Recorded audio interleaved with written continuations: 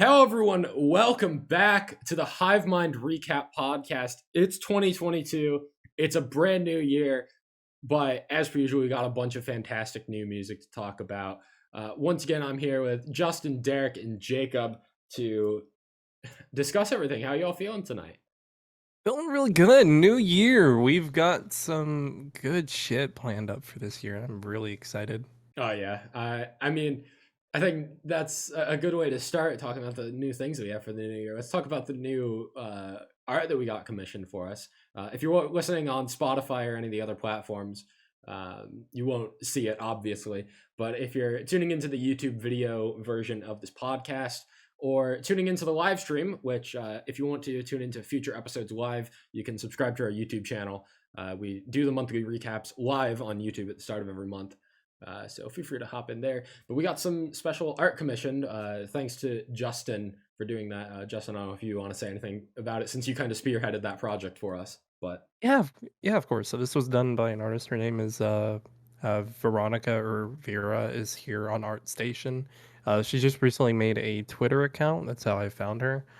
Reached out to her. Commissions prices are really good. She basically allowed me to do like a deal of sort for all four of these, and she's very nice. She lives in Romania, so her schedule's a little bit wonky, but she was very communicative. I appreciated how much time she did this all in like 4 to 5 days. Yeah, like 4 or 5 days. She was really quick because I commissioned her on Thursday, and she had mine done, which was the last one, done on like Monday or Tuesday. It was crazy how quick she was. The art pieces all came out pretty fantastic, I must say. Absolutely. So yeah, that's something for the new year. I know in the past we've all kind of just had whatever Discord profile pictures we all just used kind of by default. But now we got some art for the four of us, stepping it up a level for the new year. Also for the new year, Derek got a new mic. True. Yes, I did. It hopefully sounds a lot better. It won't be as close to my face, which means that you can actually hear everything I say now, for better or for worse. It's the same one as mine, so you should be fine. No more random cutting out. Yeah, Hopefully. That's now the that goal, I've said anyway. that, of course, this thing's gonna break like half an hour in. I know I've wasted all your money. I hope you get your money back. Yeah. So yeah, a couple other things I want to mention before we get into this episode. We are planning on continuing our After Hours series. We tried getting one done in between our December 2021 episode and this episode. Plans fell through. It is what it is. But we do plan on continuing that series into the year, hopefully doing them more often than we did last year. Because we only got 3 of them done last year. We want to try and do them once every 2 months at least, if possible. Pending working with the artists and their busy schedules and whatnot. But as for always, these monthly recaps are still going to be our main thing that we do, talking about all of our favorite music that we talk about and listen to each month. So yeah, other than that, I'm going to show socials real quick. If you want to follow us on social media, you can follow at HiveMindRadio_ on Instagram and Twitter. Subscribe to our YouTube channel, as I already mentioned earlier. Follow us on Spotify. I think that's about it.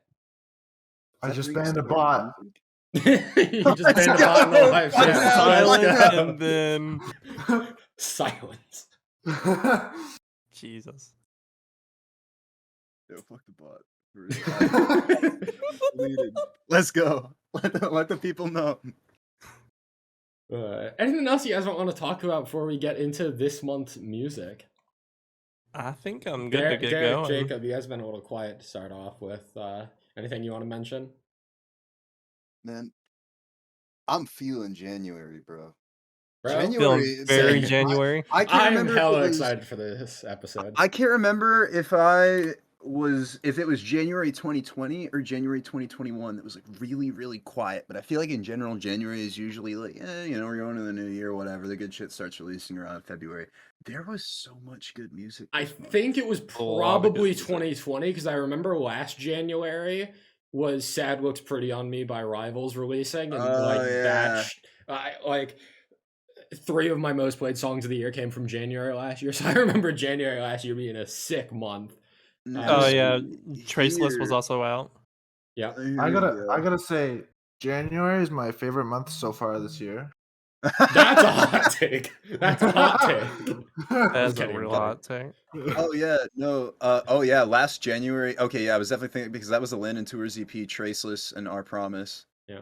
And the End Which Is are Okay all, album as well. yeah, Dead Butterflies dropped, Afterlife by Holding Absence. We got like Obsolete by Of Mice and Men. Okay, What was yeah, Becoming What I Hate by Archetype Squad? Yeah, last January kind of fucking popped. yeah. Well, it's all been canceled out by Everything We Need by A Day to Remember dropping that month. So Life and balance, as per usual. Well, I think with that precursor, let's get out of the way and start talking about the January 2022 releases. Let's get this show on the road. Starting off this month, releasing on the very first day of the year. New band for the podcast that we've yet to discuss. Catch Your Breath have dropped a brand new single, Shame on Me. If I close my eyes, I can see the home you built inside my mind. And I let it. This dropped early on December 30th. I was really upset that we couldn't talk about it last month, but also last month had some pretty crack stuff too. So I'm glad we get to start off this month because this shit banged. Starting off 2022 with a fucking banger. good. When I think of Justin the post-hardcore junkie, self-described, this is like Hello. just about exactly what I would expect from you. Like, Justin drops this song in the chat and I'm like, yeah, I'm not surprised. You know? Hello. I've been following this band since 2018 with Oh, damn. when their song Yesterday came out, and I thought you Kinda kind of just loosely- found these guys like in a ditch somewhere. But Well, okay. it's the same thing as Frenia. I went back in my playlist and saw their name and listened back to a couple of their songs. So I was like, okay, I'll follow them again. And lo and behold, they had another song drop last the start of this month, and it probably is their best song. Better than Uh, this? Or are no, you talking about this? I'm talking about this one. Oh, yeah, there was They- no- No, they had a song back in 2018 called Yesterday that I think is on the same level as this. Their most recent releases, Blood in the Water and Criminal, are much more heavier than this. So if you're more into You that have my heavier side, attention. I would check those out because they're pretty good. But this one, man, they nailed it out of the park. I'm glad it's getting Octane circulation. Oh, hell yeah. Ooh. Yeah, this song Yeah, is this sounds great. good. This song is great.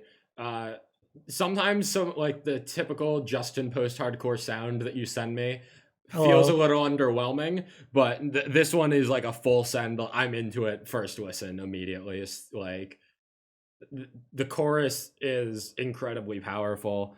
The way it builds, the lyricism, just everything about this song comes together fantastically.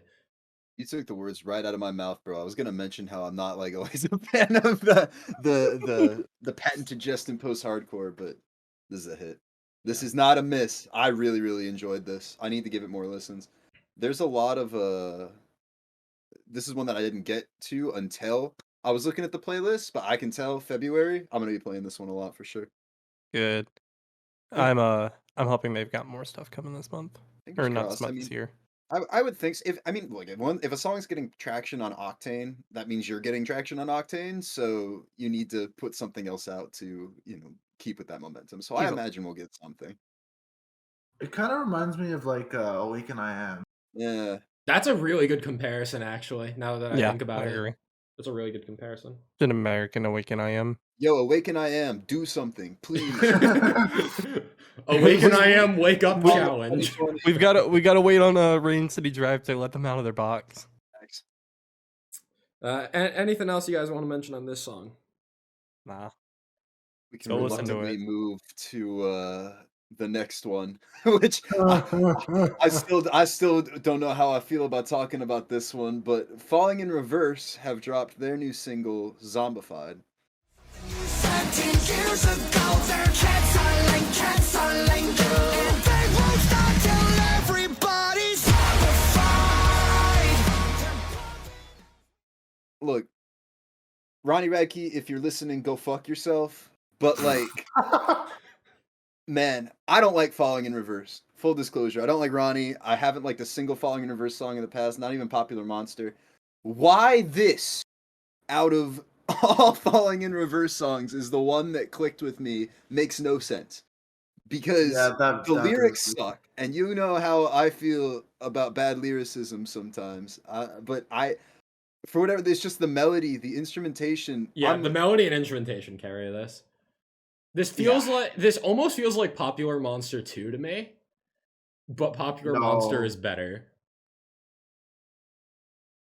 Yeah, I don't know. I guess I think Dude. what it is the melody and the breakdown. Oh I yeah, am the always a breakdown goes sucker nuts. for a good pick it up as like I a mosh call.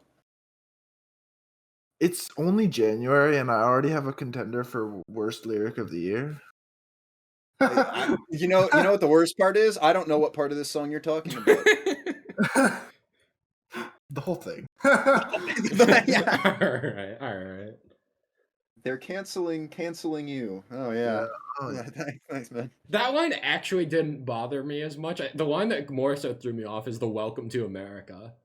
I don't know. I feel like it's one way of looking at the current situation in the country. Yeah. But anyway, I will say I think that the music video is like it's tongue in cheek and well done. Like he throws a mic stand at a zombie at one point, and like he's wearing a "Fuck Ronnie Radke" t-shirt, and it's like, all right, I don't like you, but you're embracing the fact that people don't like you, which like is both a good and a bad thing. It makes for good entertainment, if nothing else. But Certainly knows how to get people's attention. yeah, if nothing else. Yeah, I want to see how well this song's doing. What's up? Derek, I don't know why you like this over like Popular Monster, Losing My Life. Those are both better songs. I don't so- know. I said outright, I don't know. I don't like a single other Falling in Reverse song. This is the best one, and it's not even close. Oh, Again, boy. I don't know why. So, I'm mad that this song clicked with me. I enjoy know- this song. I don't know if it's to the same degree. I think it's like a solid song, but not some like after the first couple days I kind of just moved on from it. Didn't really stick with me in the same way that Popular Monster did when I first heard that one. Meanwhile, I have been playing it all month, giving Ronnie Radke thousandths of a penny with every stream. Damn truth. Oh man. Breathe Atlantis have dropped their newest single, Changes, featuring Nico of Eskimo Cowboy.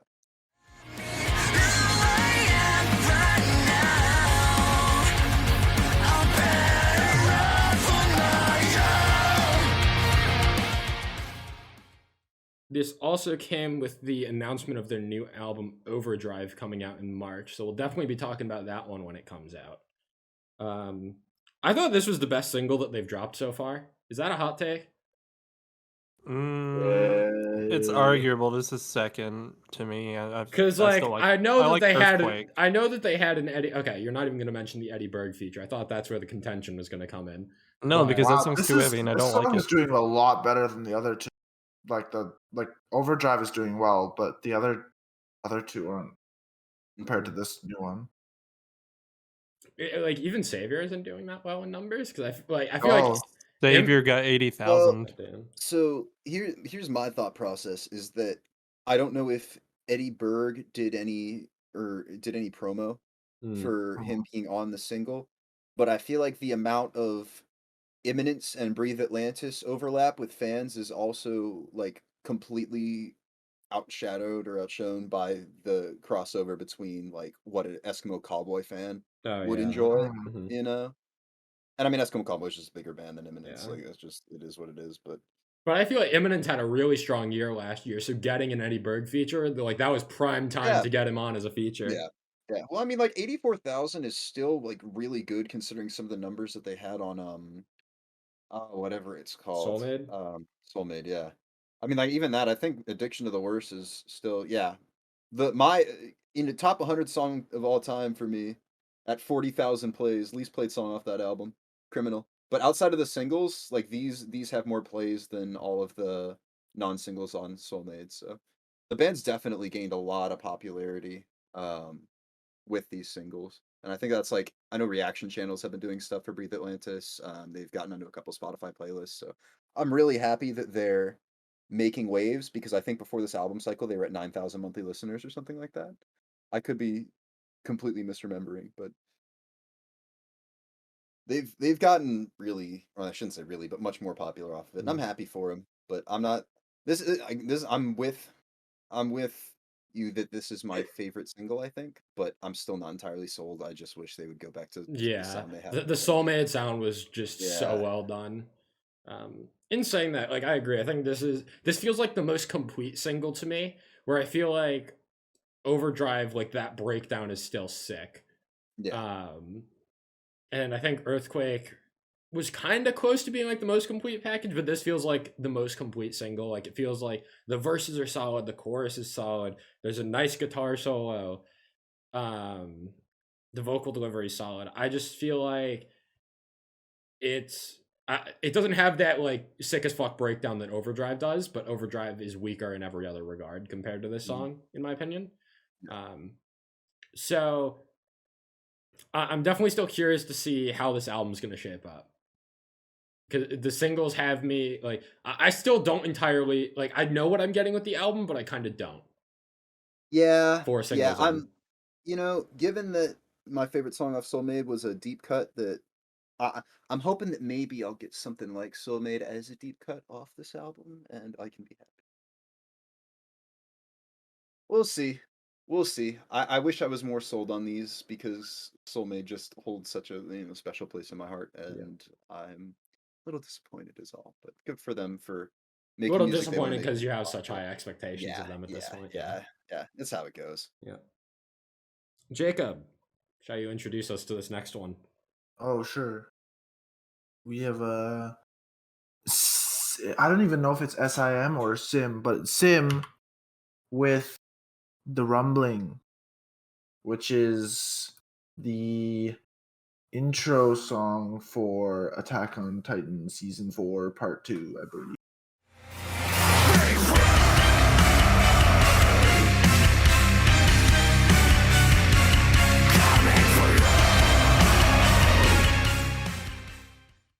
Anime Man. moment. Dude, this has the intro for that has 33 million views on YouTube, which means we got 33 million people seeing at least. I mean, I know there's definitely way more, but like getting exposed to and enjoying like this style of music, which makes me really happy. Like I did not at all expect there to be a metalcore opening for Attack on Titan. Like it makes a lot of sense and it fits. But I remember when you tagged me, you were like, dude, the intro's metalcore, and I'm like, what? What do you mean? But no, this goes so hard. I want the full version, dude. I don't want the TV set. I want to get the full version. But this is all that's released as what I've seen so far. Yeah, it's sick. There's like epic orchestral elements. The cleans aren't the greatest, but whatever. I will say that bit where it's it transitions over and it's if I lose it all, slip and fall. That shit gets me so hyped every single time I hear it. I see it in the intro. Like, man, this is a really well done, I guess, just intro song in general, especially with the visual. I think the lyrics tie really well too. Yeah.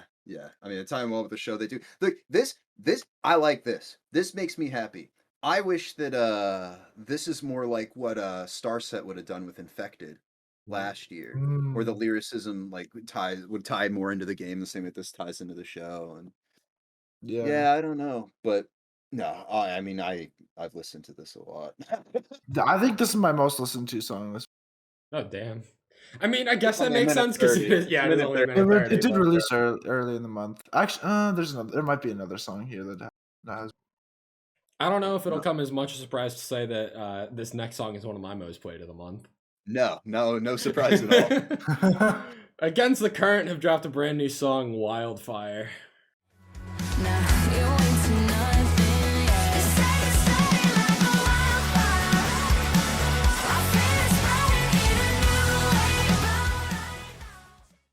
Following up after releasing my favorite song of 2021 and my favorite EP of 2021, this band continues to be on a fucking hot streak. Dang, you just spoiled the Yeah, awards whatever. episode. I realized that like I had a long pause there because I'm like, maybe I should say Yeah. a spoiler warning, but the fact that I'm leading into me saying that like I've kind of spoiled it before I even said it, so whatever. Yeah, I have not been a fan of Against the Current until that EP dropped last year, and they are continuing on that hot streak. Wildfire, it just like it's that typical Against the Current sound. It's pop rock done to the highest level of perfection, basically. I'd say that if this was to be placed on the Fever EP from last year, this would be like right in the middle, behind like probably at number 4 behind Lullaby, Again and Again, and Weapon, and then better than the other 4 songs on that EP. So this is like staying well strong within the level that I hold the rest of that EP in, and I am just stoked for more. Like honestly, bands can release albums this year. Against the Current drops an album this year, and it is my album of the year. I don't see a way in which this. We don't need awards episode this year. Like, if Against the Current, like hypothetically, they're dropping a second EP and they'll come together for a full album. If they do come together for a full album, I don't see how it isn't my album of the year, even with names like Bad Omens or Future Palace dropping albums this year. Yeah. I genuinely don't see a world in which a song with a lullaby or an album with Lullaby and Again isn't like at minimum top 2 album of the year. Yeah, the Wildfire is a fantastic song to presumably start this next cycle for the second EP. I don't know for certain. Because it was released as the trailer song for the League of Legends European Circuit thing, and it had some features from the casters from the LEC, which I think that version is a little bit weaker. There's some more variety in it, but I think just the Against the Current version is stronger. Just let Chrissy shine and she'll do wonders. If this ended up on that like eventual EP album, whatever, it would make sense, but I do think it's just a standalone. They've done that in the past with everything that they've released in attachment to games, but we'll see. Maybe not. Maybe not. Again, I couldn't blame them, especially if it's got traction. Pump those album numbers up, get people to go listen to it. You know. But speaking of bands that have been doing a lot good, a lot of good, I should say, in 2021, Landmarks have dropped the first track off the deluxe version of Lost in Waves. This one's called Death.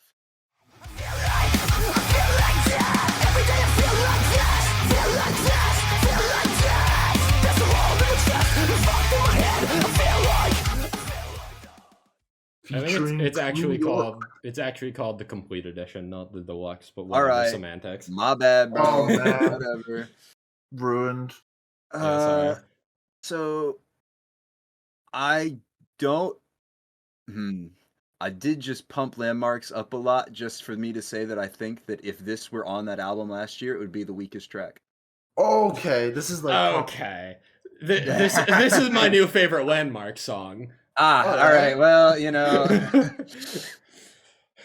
Hivemind can't stay unified for so long. Hivemind. Look, I technically I had this highest on my album ratings list of everybody, so True. I feel like I'm most qualified. Uh-huh. I don't know. I've got the seniority. I've got the credentials. I went and got my bachelor's in landmarks. Studied geography to learn the landmarks of landmarks. Yeah, I think Lost in a Wave or Lost in a Wave, and then Paralyzed, and then this song. That's my top 3.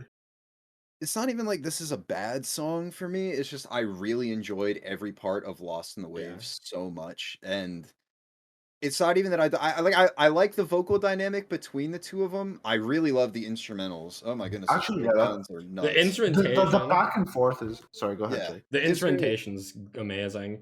It's a really subtle thing, but in like the main riff, there's like a very subtle tap of the cymbals like 4 times before it kicks into like the second half. Does that make sense? Am I describing it right? Yeah, no. There's like a little thing, and that shit gets me every time. I don't know why, it just does. I think this song also works for me as well as it does for the same reasons why Manic was one of my favorite songs of last year. This Mm. song almost feels like Manic version 2, the Huh. deluxe edition of Manic. I don't, It is I don't very- really see that. It's chaotic. It's got some of those like trap rap elements similar to Manic, but it still definitely is its own thing. It's not just a Manic ripoff in any way. But I think it has like all of the elements from why Manic is such an incredible song, in my opinion, just done landmark style. And it totally worked for me. And getting the Drew York feature, I think, was a great touch as well. The two were able to play off of each other really well throughout the entire song, and I just really enjoyed it. Yeah, I Go love ahead, the go ahead. video. I love Yes. the video where they're just Yeah. like screaming back and forth Yeah, at each other. It's not. I would still give it like a 7 on 10. I think it's something about the delivery I'm not like super sold by, but again, I think it's just for me it's less a testament to like, oh, I don't like this song, more testament to I liked everything off Lost in the Waves so much that this it pales in comparison to how I feel about that album. Even Okay. Rainfall, which if you would have told me that when Rainfall dropped, as a single, I'd have told you were crazy. But I love how it like ends, but it doesn't end. yeah, Yeah, you get like the fade out, and then they're like, "Nah, another breakdown." Right? just Yeah, kidding. we're- Here's another breakdown. we're I love not him. done I Yeah. feel like that's the thing that people talk about with the song. It's like, yo, the song, you think the song's gonna end, and then holy shit, it's a breakdown. That's not even what sells the song for me. Like, yeah, that's cool, but it's like the vocal delivery on top of the crazy riffs, on top of Yeah. like the way that the two vocalists play off of each other. It's all of the core elements of the song that make this great, and not just, oh, holy shit, surprise breakdown at the end. You know? Yeah. Let's move on. Cyan Kicks back with another brand new song called Hurricane. Like a hurricane, we're tearing down the walls. Not gonna settle for less. We know we're powerful. Don't try to shut us up. We're not gonna shut up. To those of you that know me, Cyan Kicks, one of my favorite bands that I discovered in 2021, right at the end of the year, kind of coming in out of nowhere for me. And then I figure out that they're dropping a song for Eurovision, similar to what Blind Channel did with Dark Side last year. And Hurricane is in the Finland Eurovision nomination, which I think is pretty cool to see Cyan Kicks kind of follow in Blind Channel's footsteps in a way. But then it gets elevated to second level when they're teasing the song, and I learned that Elise Reed of Amaranth helps co-write this song. And that's when you have me really intrigued. And it seems like the stars are aligning, and then I get the song, and I'm honestly a little underwhelmed, unfortunately. Because I have such high expectations of this band, and then getting Elise from Amaranth, like one of my favorite bands of all time, the band that introduced me into this genre, basically. To have that collab come together in this, I don't even think this is a bad song. I've listened to this a handful of times. This was like, I was listening to this back to back with Wildfire by Against the Current for like a while this month. Because I feel like the two songs are quite similar. If you liked Wildfire by Against the Current, you're going to like this one, I think. Both very pop rock elements to it. I just feel like this one is lacking a little bit of oomph. It's got some pop rock energy, but I feel it's still missing something for me. And I know that they're capable of getting that oomph because I've heard songs like Wish You Well or The Flood or Tidal Wave, and those songs, just like the atmosphere of those songs are incredible. And this song feels a little hollow to me. I don't know if that's because they were going for Eurovision, trying to pander to more of a wider audience, or if that's just what they thought fit the song better. Either way, that's kind of just my opinion. I still think that it's a solid song, just not for my personal taste. Yeah, that's about where I'm sitting too. I'm glad that you said that you didn't feel like it really delivered as much as you wanted it to, because I was scared that I was going to say that it didn't have enough oomph, and you'd be like, I love this song, you know what I mean? Like, no, I agree with literally everything you have to say. Yeah, I listened to what was the name of it? I'm gonna lose my mind. The name of the song was fuck. Oh, this isn't good. I can't remember. It was Invincible was the name of the song. And Yeah, I we listened talked to about that a for a bit good ago, while. Yeah. I had that in pretty constant rotation for a while, and it's fallen off for me, and I'm kind of sad about it. So I was hoping that this Yeah. would be the one to pull me back in, Mhm. and unfortunately, it wasn't. I have faith that they can do it. Yeah. I absolutely have faith. The Flood and Tidal Wave are both absolutely incredible songs. The Flood off of their EP from last year, Tidal Wave from their debut album a few years ago. Still haven't heard that debut album in full, but I watched the music video for Tidal Wave and I had that shit on repeat for a couple weeks. So fucking good. Cyan Kicks are incredible. Just to me, this is a slight miss. So I think the last thing I want to say, if there's one redeeming quality to this song, it's that it has a solid guitar riff ending, where they do the guitar thing and then they say "shut up" at the end. I think that's a pretty memorable ending, and I definitely think it'll get like a crowd going for like a Eurovision setting, for like a live performance type of thing. But yeah, I think that's kind of all I have to say about this one. Speaking of bands who throw a little something onto the end of their song, Stand Atlantic have released their newest single, Pity Party, featuring Royal and the Serpent. No one's gotta say it. Fuck you and your fucking pity party. I'm not invited and I don't ever wanna pay. Not sorry that I'm not the way you want me. This also came with an album announcement. Let's fucking go. Yes, it's April, right? I want to say it's like early May, I think. I don't remember the It's exact date, but I think somewhere it's in early there, May. yeah. Yeah. What do you think about this one, Derek? I'm curious. I really, really like it. It's the weakest of the three singles. Yeah. Yeah. This feels like the most stereotypical Stand Atlantic. When I hear Stand Atlantic is dropping a new single, this is more so the sound that I'm expecting. Yeah. But the problem is that what precedes it are Molotov and Death Wish, Yeah. which are both absolutely fucking I- incredible deviations of their typical sound, or what I would call their typical sound anyway. I was not really feeling this one. You know, I wasn't at first either. It grew on me a lot the more I listened to it. I don't know if this was just like a PR stunt or something, but they, in the week leading up to this, Stand Atlantic posted on their Instagram there, I guess they did a TikTok, and they put just the instrument, they put the chorus for Pity Party, or the last little bit of it, and then they asked people on TikTok to duet it. And Royal and the Serpent, the vocalist for that band, was one of the people who duetted it, and they were posting these on their Instagram stories that came up. Julian from Loveless also did one. And when the Royal and the Serpent one did it, Bon, the singer for Stand Atlantic, tagged her and said, "Hey, should we make this happen?" And then a week later, they were like, "Hey, here's Pity Party featuring Royal and the Serpent." So I don't know if they like on the spot decided, all right, let's make this feature happen, or if No, they already I had it in think the they works had and were that just in the waiting. works, because like Royal and the Serpent did feature in the music video as well, and that had to have been Okay. filmed months ago. Yeah, So yeah. Yeah, I thought that was really cool. That like something that bands could do would be like, all right, give us your feature, and then let me just, But the one that would be kind of neat. That would really be kind of good. neat. But I need some of those. Some of the bands who decided to like, I can't remember. There were a couple more notable ones, but I want the Pity Party features collection where we can get the Loveless feature on there, and the rest of the bands that featured on it is really cool. But no, yeah, I think it's just another case of, same way I was feeling about that Breathe Atlantis single, where it's just overshadowed by the material that dropped before it. yeah, This is really, really good. It's just overshadowed by the fact that Death Wish was like a top 10 song in 2021 Yeah. for me, and then Molotov is just fucking nuts.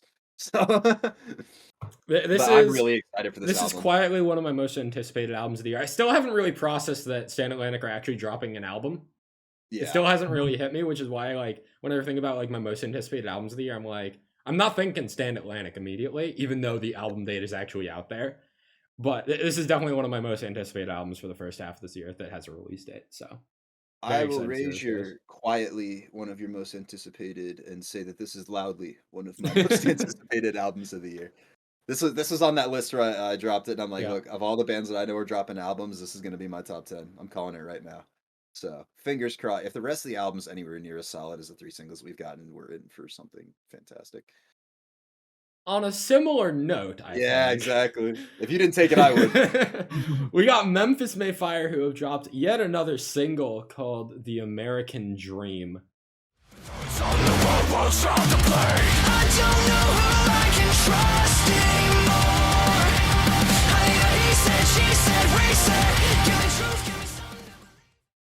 This Banger. is really good. Banger. Yeah, this is really fucking good. I think if there is any band that like I could have like a most reliable bet for a top 10 album of the year, it might be Memphis May Fire. Like, sure, I think Bad Omens like probably ranks higher on that list depending on like when the album comes out. But given that this is single what, number 6, I think?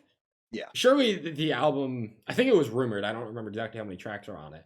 But surely the album, like, we're probably close to hearing like half of the album at this point compared to like only a couple songs from Bad Omens and a couple from Future Palace. We're like probably halfway through what this Memphis May Fire album sounds like, and I'm pretty fucking convinced that this is, if not in the top 10, it's borderline. It's going to be in contention for it because the streak of singles that they have been on has been fucking ridiculous.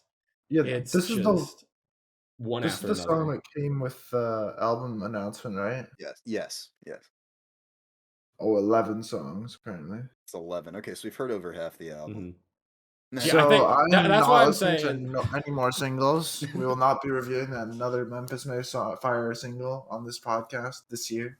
Hmm. I'm Well, I about won't me. be. I'm probably still gonna be listening to them Yeah. as they drop because the quality of them has been so consistent and high. I'm just happy that I can like Memphis May Fire so Mhm. consistently again, especially Yeah. after Broken. Ugh. This is probably my second favorite single behind Blood and Water, I think. I think this is my third, but the fact that I'm even considering it like between third and fourth is a testament to how strong their singles have been, I think. Yeah. The fact that a song this good is like maybe only my fourth favorite out of 6 is like kind of crazy to say. The instrumentation on this song is crazy. The guitar riffs, the breakdown, just all the instrumentation is fantastic, and then Maddie's vocal delivery as well, especially in the chorus. I think this is probably my second favorite chorus of the singles. Like overall, maybe my third or fourth favorite song, but like just in regards to the chorus, behind Blood and Water, I think. I have the lyric pulled up. The vocal delivery on I don't know who I can trust anymore. I need a he said, she said reset. Just the vocal delivery on that line in particular, just incredible. That's a Also like too that I feel like some of the as consistently good as they are, a lot of the singles had begun to stagnate in terms of their formula and like Mhm. instrumentation and styles and stuff like that. And this had a lot more variation than a lot of the other singles, which I really appreciated. I think that's part of why I like it so much. Mm. Because there's like a tempo change in the last chorus, and I think this is one of the more underwhelming breakdowns though. Nah, this breakdown's sick. I don't know what you're on about. I you know what? I will agree with both of you. I think it's sick. I think it doesn't hit as hard as some of the other ones. But it's definitely one of the more, it was longer than a lot of the other ones. I think it's the mosh call maybe. It's not that. Yeah, that it's very oddly specific and niche. It's not like a bleh or a pick it up or a Arf. yeah. It's the American dream is tearing at the seams. All the like 30 somethings in rural Illinois are like, oh shit. Anyway. Our Mirage have dropped a brand new song, Calling You.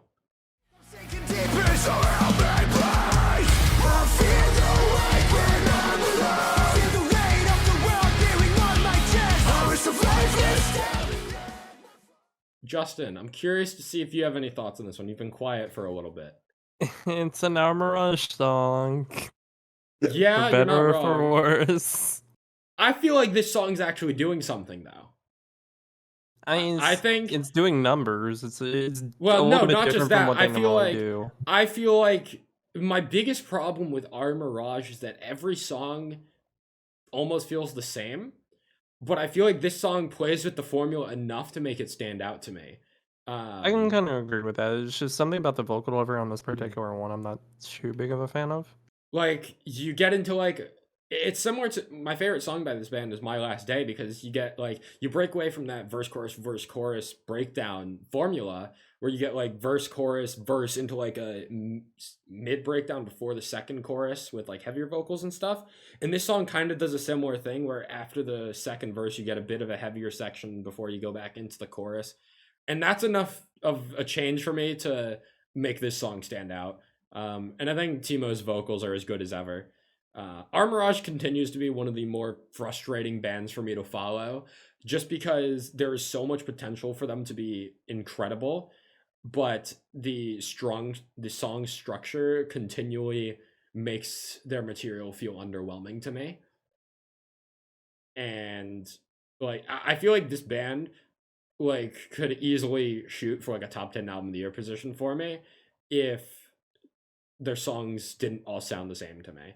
And I'm sure like from their perspective as the band, like every song has its own identity and sounds different. But to my ears anyway, a lot of their material kind of gets drowned out amongst itself. And this is one of the few that has kind of stood above the rest for me. Yeah, pretty much took all the words out of my mouth on this. Derek, Jacob, any thoughts on this? I'm indifferent. Yeah. It's there. It exists. I want Like to most re-listen Armirage to songs. it. Yeah, that's the thing is that like I want to enjoy these more than I do, and I think there's potential for it to happen, but I'm waiting. Maybe this one will. I will say, but I don't know. It's frustrating because like I've checked out like a couple of songs that Timo has featured in for other bands and like his new side project Alleviate, and he sounds fucking incredible in every other project, but his main project Armirage is like the most underwhelming, and it's so frustrating to me.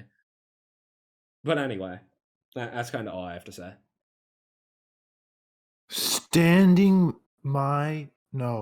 Yes, the VR Union have released the single Standing My Ground. I haven't had anything to drink, I swear. Are you sure about that?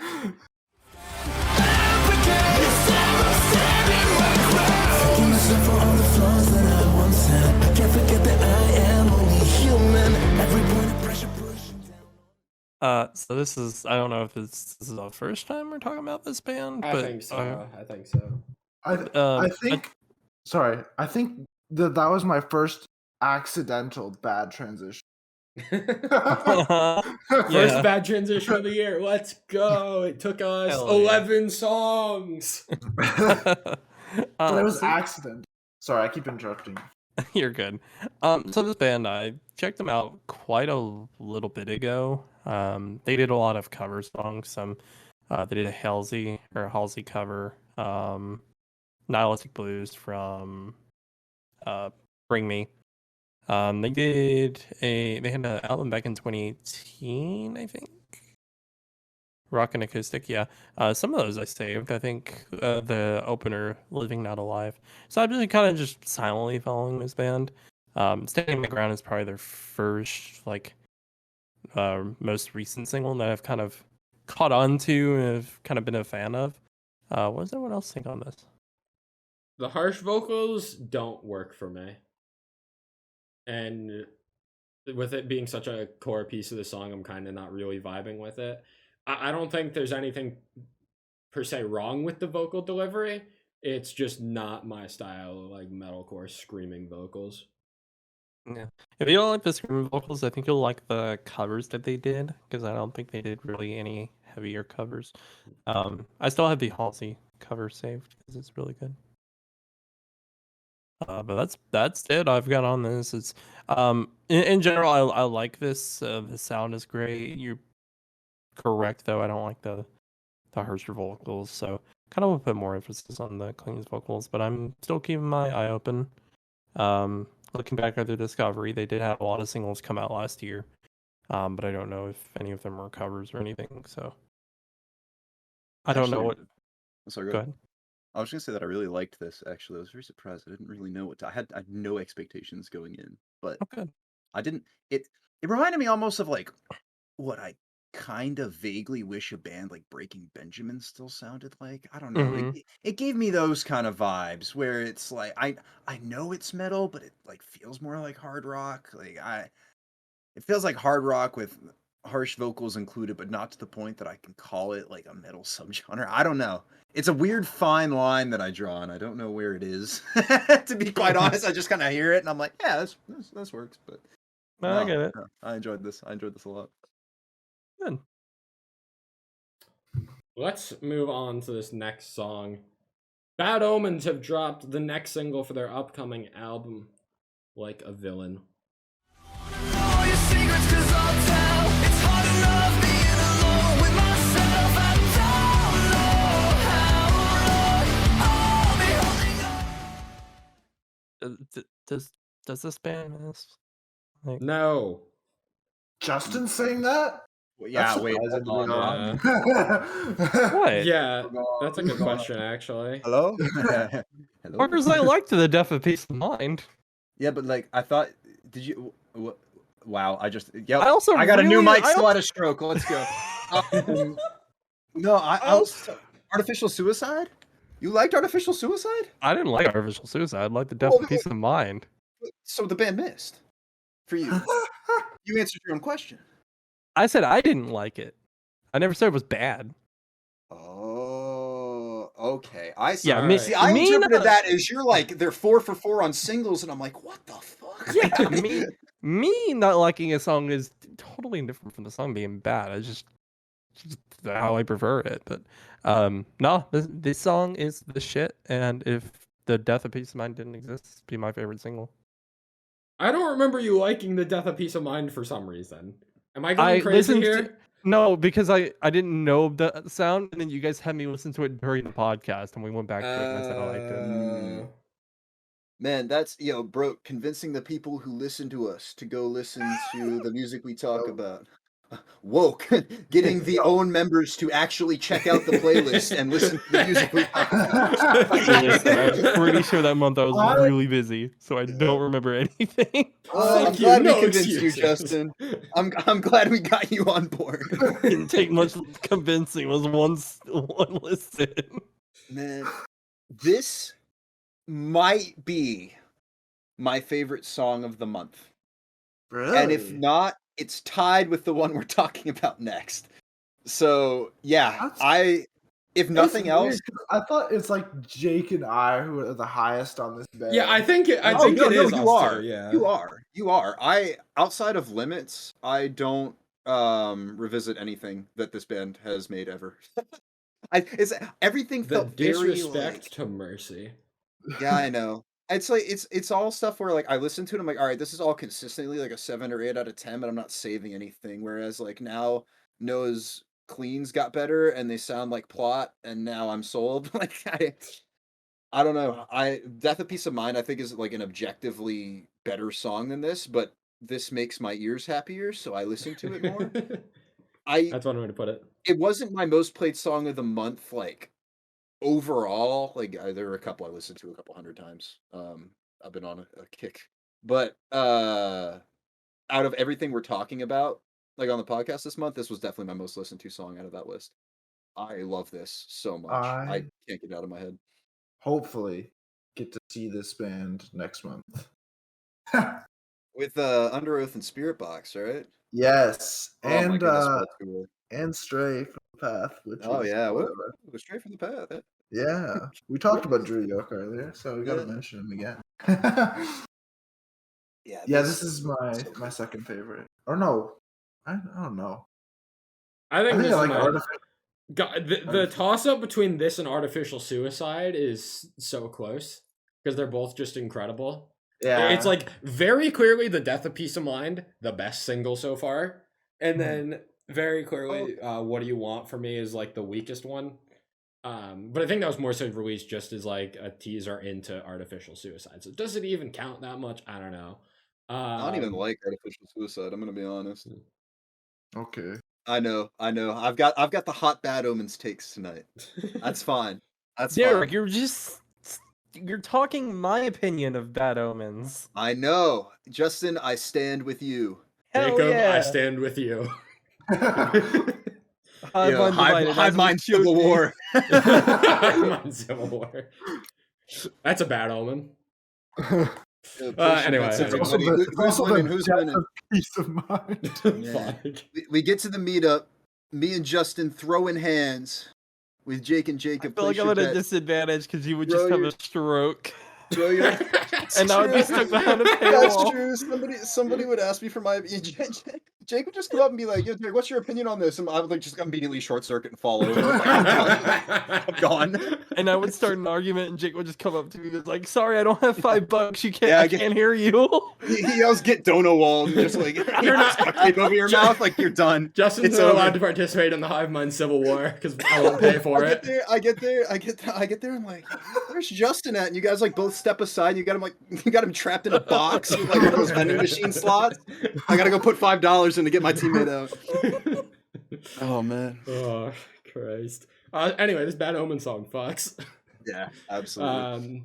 I want to make note of the very wordy chorus, which I don't feel like very many bands could pull off, but Bad Omens are capable of doing just about anything and making it work. So, I don't know. Bad Omens are just sick as fuck. My most anticipated album of the year currently. I'm stoked to hear it later in Mine as February. We'll be talking about it next month, so definitely stick around if you want to hear our full thoughts on that album when it comes out. But Like a Villain is a fantastic song to weed into the album and keeping the hype train rolling as far as I'm concerned. Speaking of keeping the hype train going, ERRA have released Nigh to Silence, the second track off their deluxe version of the self-titled, which I believe is out in March.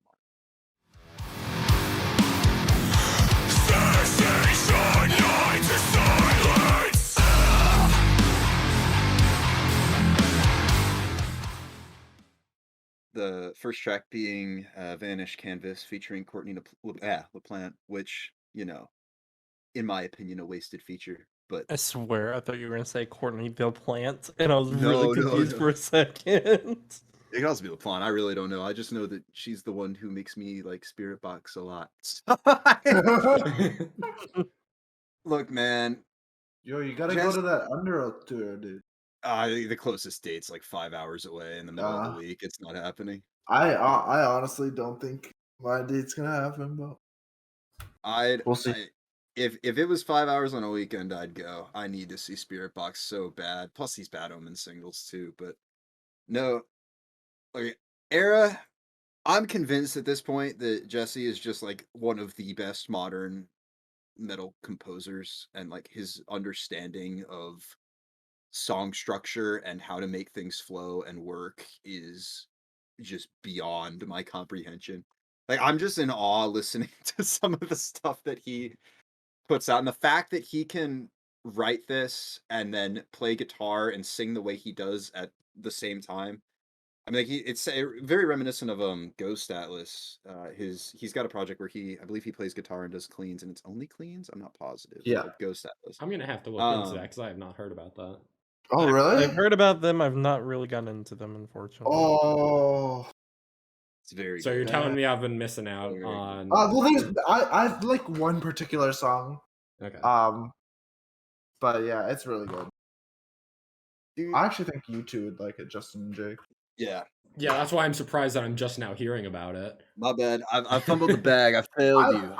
I've used it in one of my like Overwatch montages way back. Damn. Yeah, I've definitely heard them. It's just I've not been able to get into them.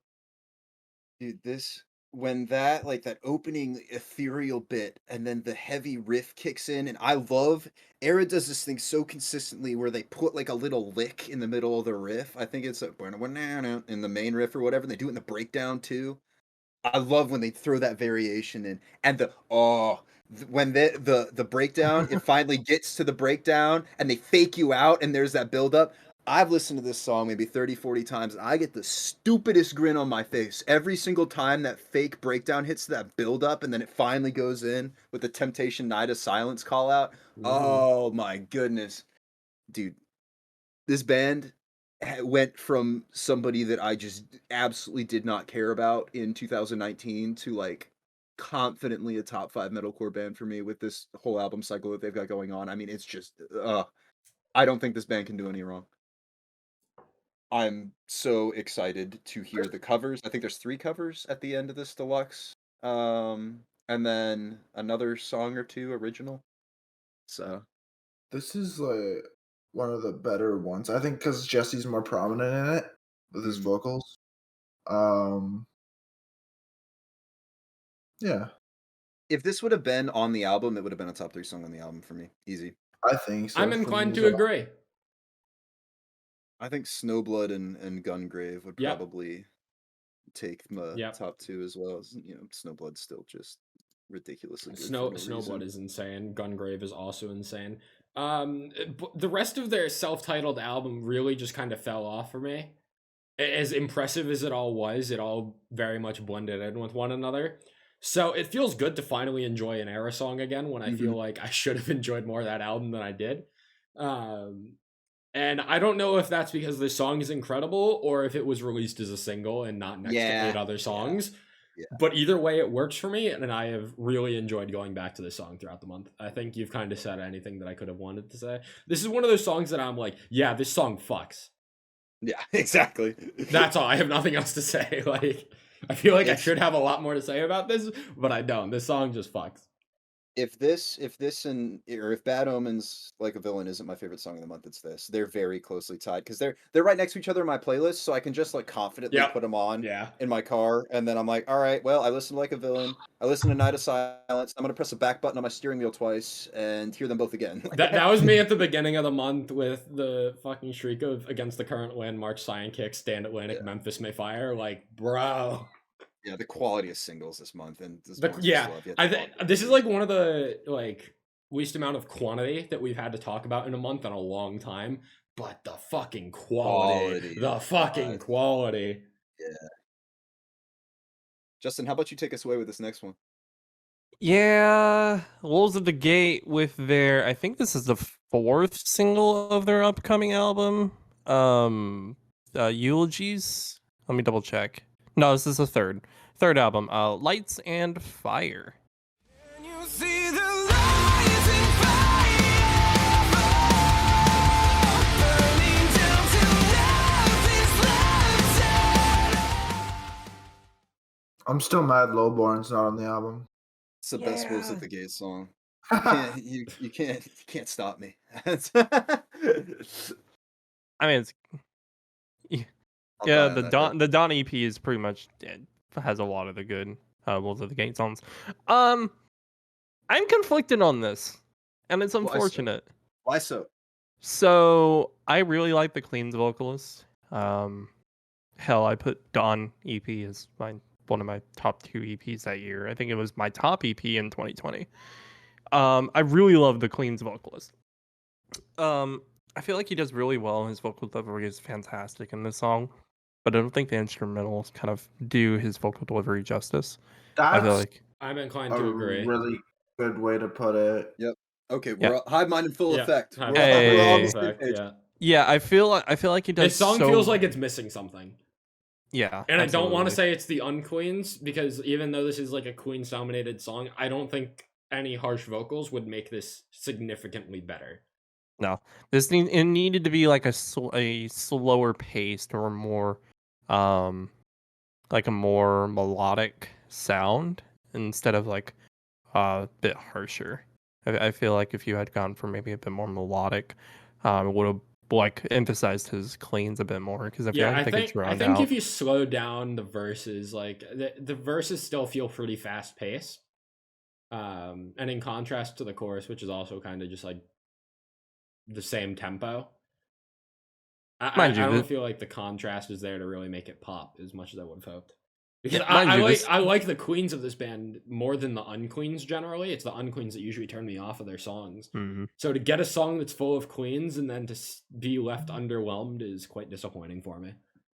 Yeah, mind you, this is still one of my favorite bands, and I still really enjoy a lot of their discography. And their last album, fuck, it escapes me.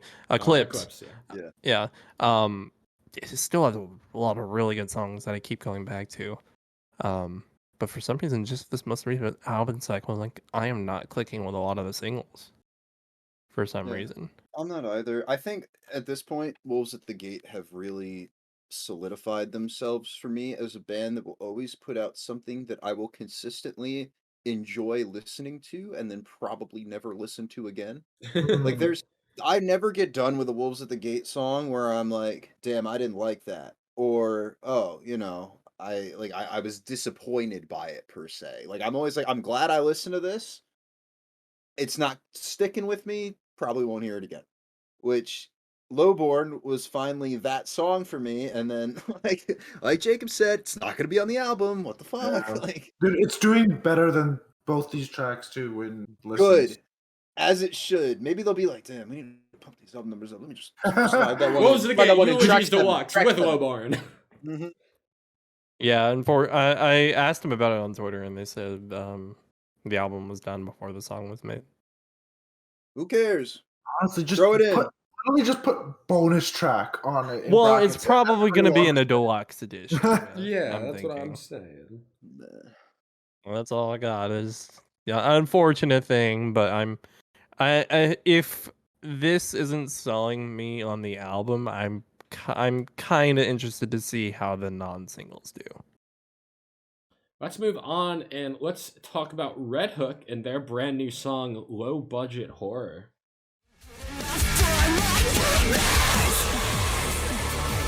Come on and dance me in your photo dream coin.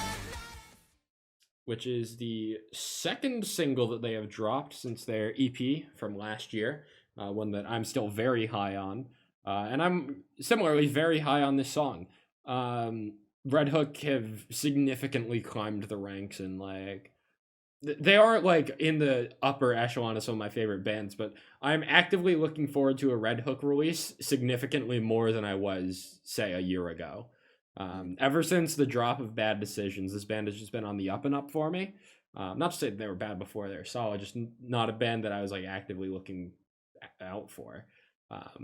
But now I'm really excited anytime that they're on the verge of dropping something, and this song delivered.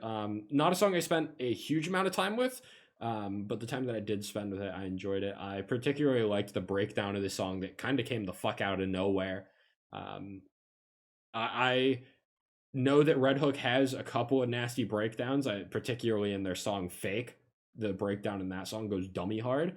But getting the breakdown on this song on top of like the harsher vocals, which I was just not expecting, really, it gave this song more of a lasting imprint, a lasting mark, compared to how many times I've actually listened to it. Yeah. That's kind of all I got, though. Yeah, I'm still not super sold. I wish I was. Obviously the breakdown's sick, but everything else, Alien's still my favorite Red Hook song, one I listen to pretty regularly. Everything else, nothing really sticking with me. Fingers crossed that changes, because they could do it. Mm-hmm. Yeah, They have the potential. Talented band. I need them to do that. I want them to do it. Mm-hmm. Red Hook, hook me in challenge. Bring me in. Bring me in. There's one band that has hooked us all in. God bless. It's Loveless, and their brand new cover song, "Happier Than Ever."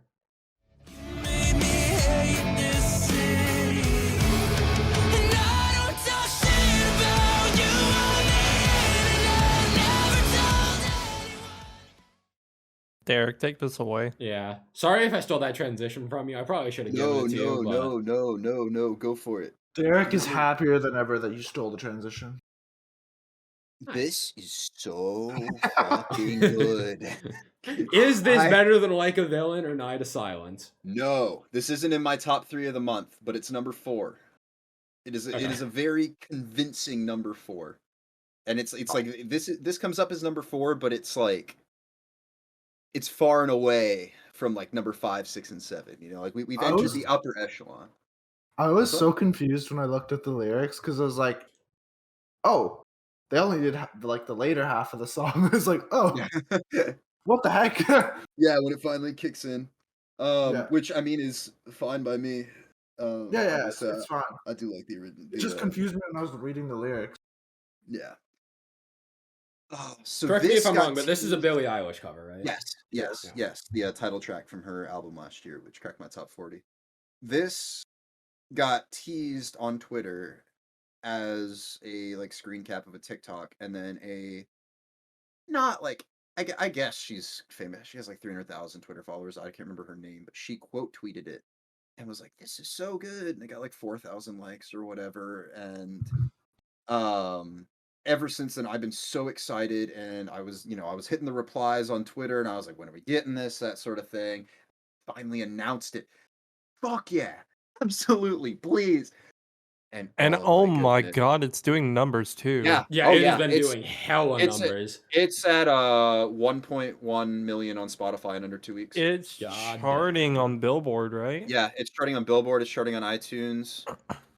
It's on iTunes over some like really big names too, like the general ones that you would think like Metallica and like Slayer, and there's something else that released recently that it's over, but I think it's in the top 20s. One thing what's up? is, I do not want Loveless to be like, oh, this band's a cover band. Oh, I don't want people to refer to them as that. in our You know? hearts, we will always be able to say that we were listening from the first single Yes. for the Billie Eilish cover band. All right, stamp that down. and Taylor Swift. Well, Yes. he's got a single coming out February, right? Yeah. Killing Yes, Time. yes, Yep. yes. Sounds really good too. That one got teased on Twitter. Yeah, I look.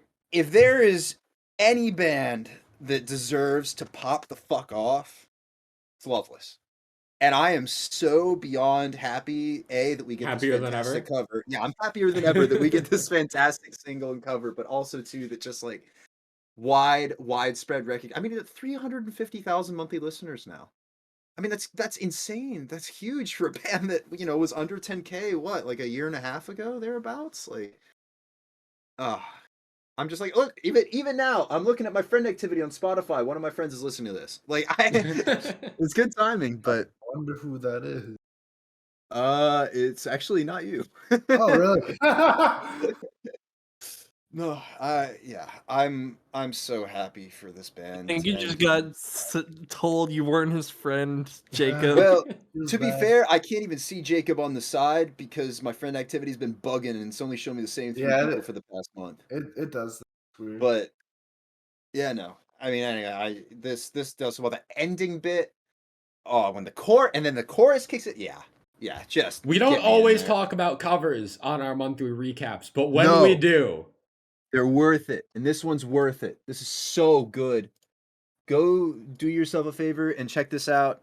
If you're like, oh, I need to get my like pop friends into scene bands, give them the Loveless cover. This is so accessible. Like people, get in there. Spread the word. Get in there. We want Loveless to pop off. and send more people them to be this able to and then send appreciate them them. the Exile cover. Oh yeah, I got one And of my then friends. send in a- Taylor Swift Send for him the that. podcast too while you're at Yeah, it. yeah, exactly.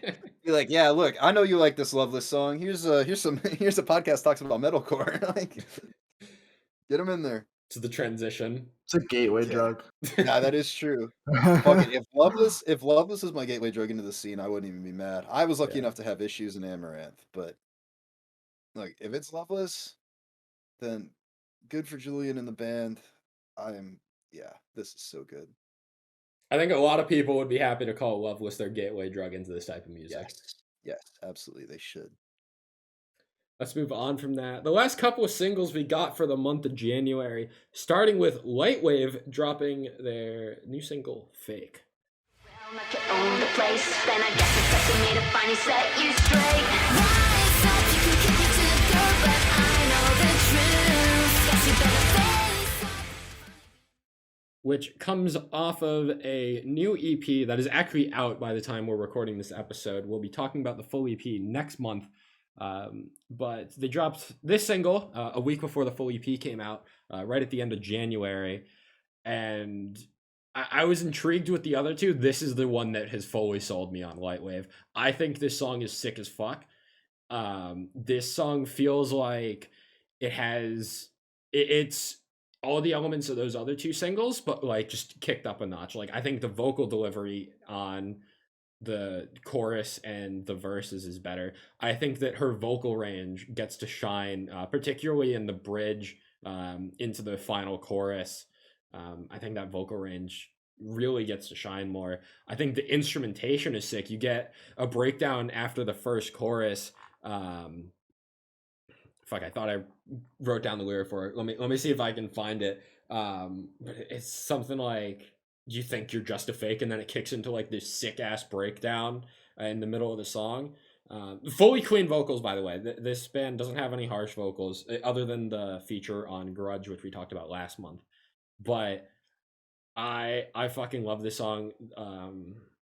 Between like the early streak of songs that I was talking about earlier, like Against the Current, Memphis May Fire, Stand Atlantic, that streak of songs, I think this one is pushing its way up there for me as one of my favorite singles of the month.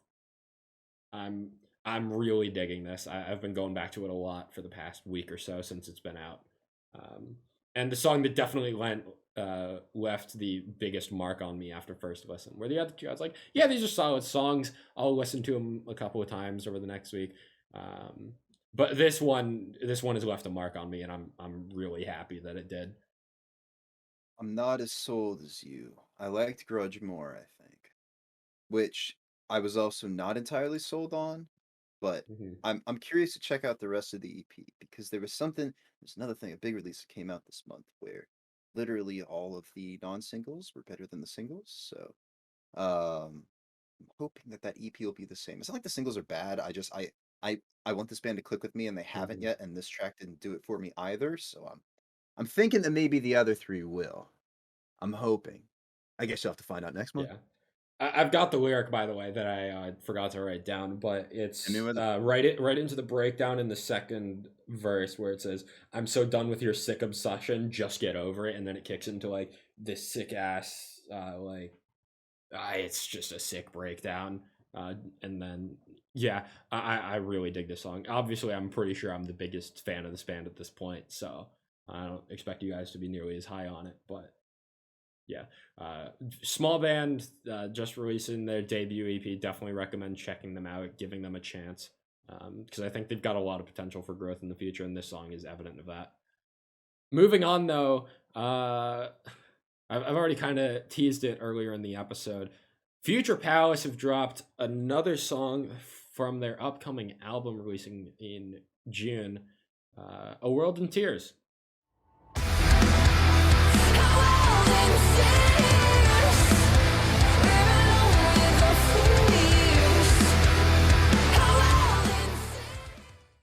And similar to last month, I am still upset that I am 5 months away from hearing this album. What the fuck?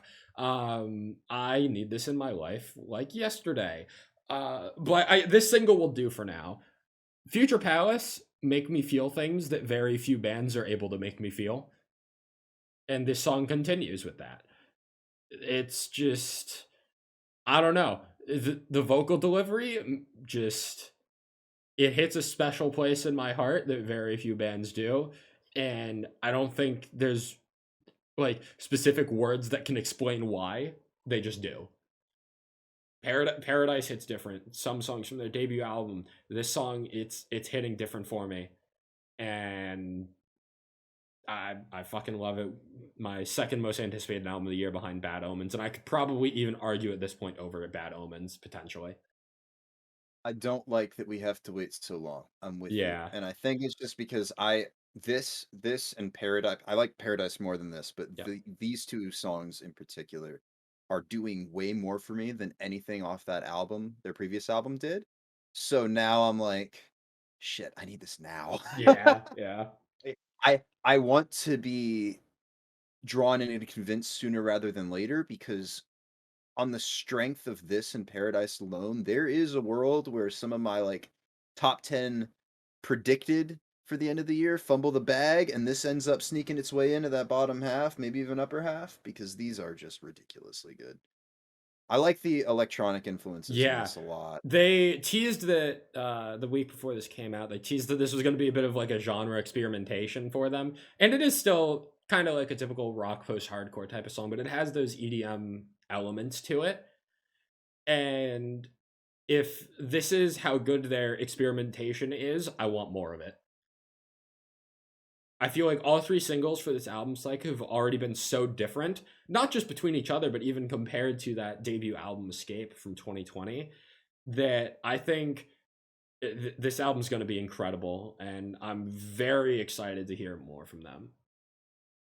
I think actually the last thing that I want to mention before we move on, we talked about them last month, but if you liked this song, go check out a small little band called Letters Sent Home, and specifically the song Waves, because I'd argue that A World in Tears is actually a slightly weaker version of Waves. Agreed. It's very much like hitting like female vocals with like a somber, emotional, post-hardcore type of sound with some EDM elements to it. If you liked this song, definitely go check out Letters Sent Home. Gotta mention it because I think they're like probably my second most listened to artist in all of January. So even though we're not talking about them officially this month, I gotta make note of it while we're here because the similarities are there. So let's move on. We got Fame on Fire dropping a brand new single, Plastic Heart. Different, but you're still the same. And even though I don't let it show, it's killing me inside. When I look into your eyes. I'm not gonna lie. I'm a little embarrassed to admit this one. I really, going into this before I pressed play, thought that it was going to be a Sia cover and forgot that was called Elastic Heart and not Plastic Heart. And then the lyrics were different, and I kind of just had a little bit like an out of body experience. I was like, hold on, wait. I need to zone back in. What's going on? This isn't how I remember the song sounding. And this is not a cover. This is an original song. Absolutely. Surprisingly. Is this their first original song since that 2020 album, I think? Yes, ever since their album Levels, this is their first. And I don't know if it's leading up into anything. I will say, I think this is better than most of the things on Levels.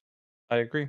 I would put this probably at a top 3 behind Not Dead Yet and Crazy for Your Crazy. Those are the two off that album that I still regularly go back to. But don't even remember the album, so I don't remember anything else about it besides the fact that like they got the Our Last Night feature on there for like the meta play just because they could.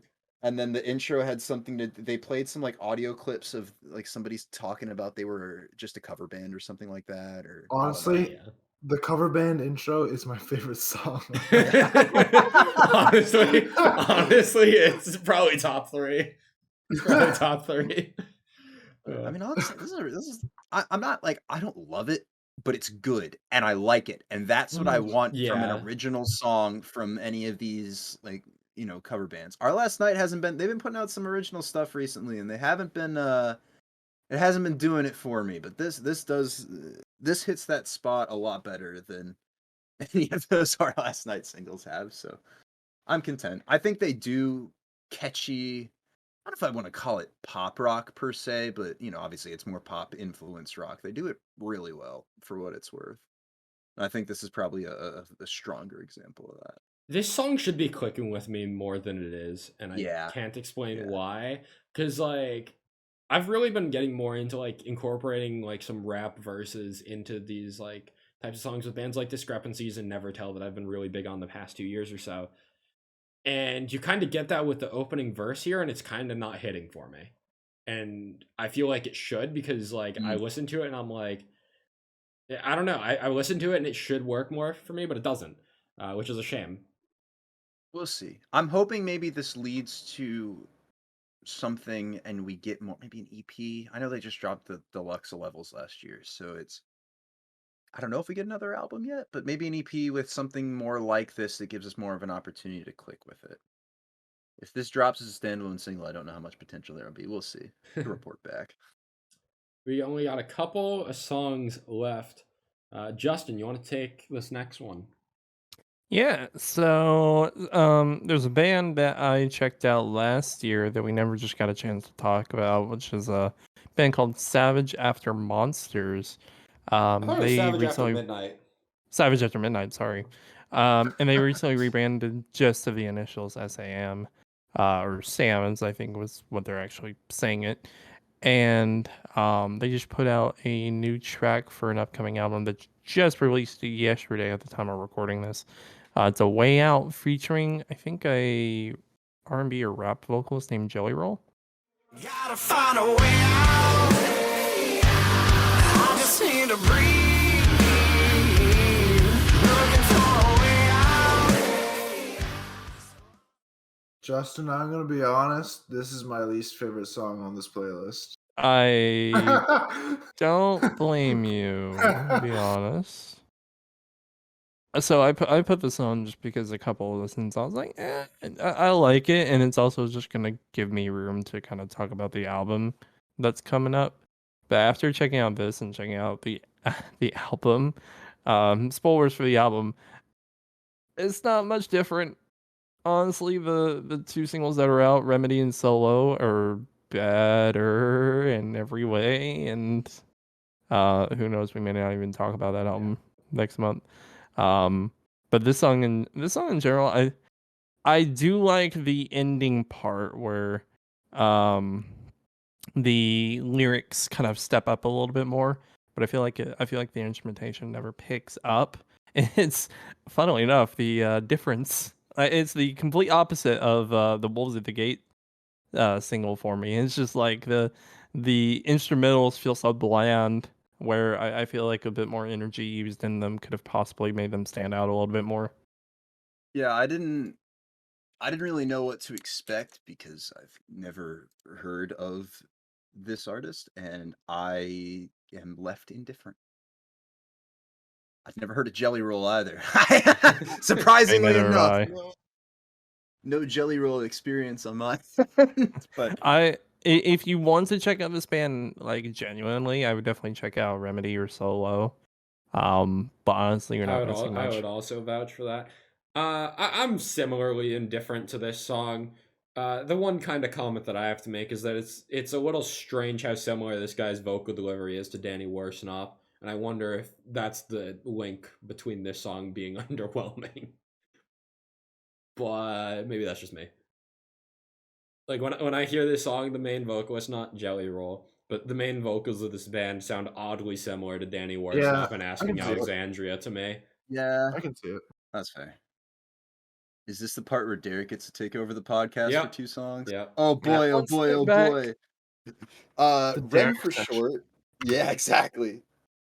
it's my little featured. Ren for short has dropped her newest single, Mosh Pit. Ooh. If I take an elbow to the face one more time, I think I'll break. I'm not saying I'm the same,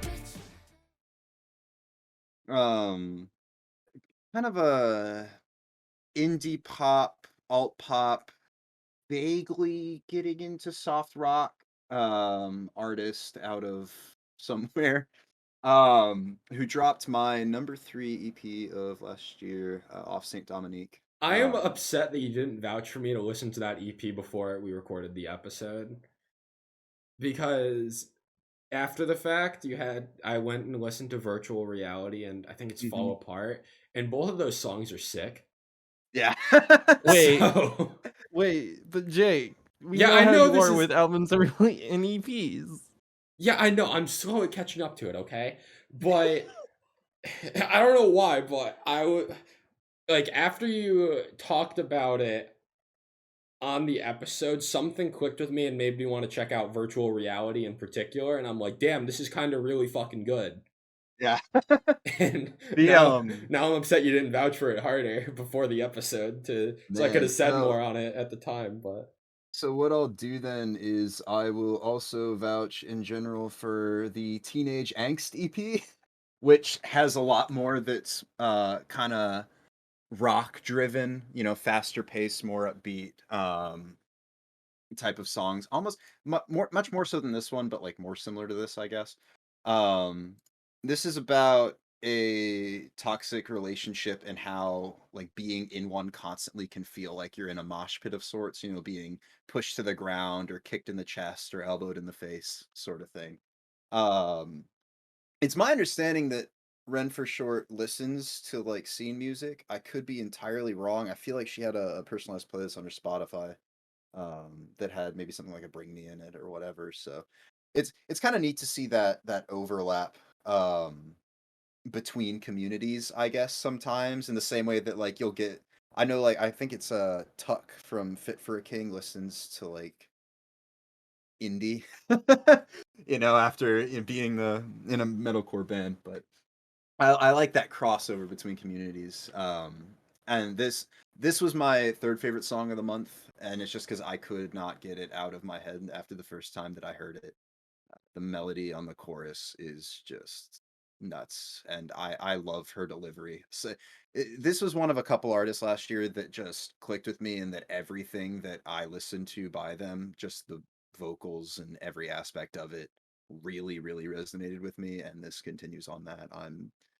I don't know if this is attached to anything. It's kind of the trend with artists in this subgenre where they drop a lot of singles and then maybe a EP that's entirely unrelated, which is unfortunate come end of year stuff for me, because I want the Ren for Short album to come out, or some for those other indie pop artists that I listen to. But yeah, I think this is definitely worth checking out, just for something that's more of a chill vibe after you're Yeah. done listening to like I don't know, Night of Silence by ERRA. Yeah, I didn't enjoy this as much as Virtual Reality or Fall Apart. But I think it's still a solid song, and it has, I think, similar to Loveless being a gateway from like pop into the scene, Run for Short almost could be like a gateway for me from like the scene kind of stuff now into more of the there we indie go. pop. So Look, I'm getting that's my goal for 2022. I mean, last year was part one, getting more into pop rock, like Concrete Castles, Against the Current, like the transition's happening. It's we're slow getting but you in sure. there. It's slow but sure. But your music taste is also getting heavier as we go. So you're like broadening both sides of the spectrum. We're getting you in there, Jake. I don't know if it's getting too much heavier, but I did have an Anna Lynn song in my top 10. So. Concert. What's up? We're taking Jake to a Chelsea Green. I don't know about that. I'm gonna have Jake on Infant Annihilator by the end of the year, bro. You're implying that I actually catch up on my list of shit to get to? No. Put Infant Annihilator to the top. It's fine. Okay. Speaking of me gatewaying members of this podcast into different subgenres I listen to, Garden has dropped his newest single, Ditch. I will convince myself I'm dying, but then act like I'm just fine. My mind's a scary fucking place, and I can't fix it. And we mentioned it with Bad Luck last month, but Jacob here has gone down the Garden rabbit hole of sorts. Yes. Eric started a cult. Down the garden ditch. Yes, exactly. Well, one of the lyrics in the song is "down the rabbit hole," so it's the Hivemind is being subdivided. You've got me and Derek going down one route. You got Jacob and Derek going down the Garden rabbit hole. Shit, where am I taking Justin? Where are you taking Justin? Or is Justin taking you? Oh, that's true. Justin, how do you feel? Justin, how do you feel about pop country? What? All right, that's my goal. That's my goal for the end of the year is getting Justin in the pop country. Architects like Blair and replace it with Justin's Blair right there. That wasn't even a Blair, that was just a what? It makes it funnier. Justin, you've got your pick. I'm getting you into like, I don't know. I'm getting you into pop country or Little Uzi Vert, and you're picking one. And by the end of the year, so help me God, I'm getting you in there. Speaking of Uzi Vert, I'd rather. I don't know, dude. Speaking of pop country crossovers, is the one I'm picking. Did you know Little Uzi Vert listens to Lorna Shore? Wait, what? Nice. Like, I feel like this is just like some massive tangent, but like talking about how like it's the metalcore people listen to indie. Yeah, Little Uzi was at a Lorna concert, and he listens to wild. And like Juice WRLD was an Escape the Fate fan, and like there's a video of him just singing some of their older stuff in a car or whatever. It's so neat to see that. Anyway, Jacob, I want your thoughts on this first and foremost. I like this song. I think it's a little too much of the same for like 2 or 3. It's how long is it? 2 minutes and 30 seconds. 2 minutes and 45 seconds or something like that. Yeah, I think, right? Did I yeah, get that on the nose? something like that. Yeah. Nope. I agree. Yeah, I like the ukulele. Apparently, this was recorded in like 2019. And he's just releasing it now. Yes. Yeah. So there's been a lot of those recently. I know he dropped a song with Young Lungs called Lifeboat recently that had been in the work for a couple of years, and it's just like, people get busy with other projects, and they're always sitting, and or at least a lot of artists in this genre usually sit on snippets or like 75% complete stuff, and then they're like, oh, 2 years later, let me go back and take a look at this and finish it and release it and whatever. And it works because you teased it back when it was supposed to be released, and then it's like, hey, who remembers this one? But yeah, I think this is one of a few songs that's going to be released before the Creature Part 3 album that comes out, I think, in May or June. So he generally drops one new song a month. So we'll have a couple more before that. But I don't know. I think Garden and a ukulele is just an unstoppable combo. Like, he's got a bunch of songs with them, and they always just work for me. I really like the fuck my life, fuck my health, you don't care, so I'll go fuck myself. Like, something about that just I really like it. And the end too, just that delivery on I lie in the grass, high off my ass, and watch the clouds just pass on by. It's a vibe. I don't know. Yeah. I'm infatuated with Garden. I got the Garden Lacuna logo on my hoodie for the commissioned art. So, it's just everything that he does. I At feel least like you're at this being point I open vibe about with. being the ringleader of the cult. Like, it's fine. It's fine. I'm down. I'll openly accept that one. Yeah, everything that Garden does resonates with me for some reason, and I'm more than happy about it. My number one artist of last year and of this year too so far. We'll see if that changes. We got some albums coming up here soon that might change it. But in the year, not in the podcast. Yeah, Underoath number 1. Nice. Spotify Wrapped. I think that does it for the singles, huh? Yep. As we mentioned throughout discussing all of those, a month full of quality, not necessarily quantity. And honestly, that feels pretty nice sometimes. Having a month full of just a lot of quality releases, and it's all killer, no filler in a way. Yeah. That's how I feel the singles were this month. Yeah. Outside of a couple of exceptions, but generally. Mhm. That takes us to our EPs and albums of January, which was actually surprisingly a lot. So let's get right into it with starting off with the debut EP from ENMY, Breaking Down.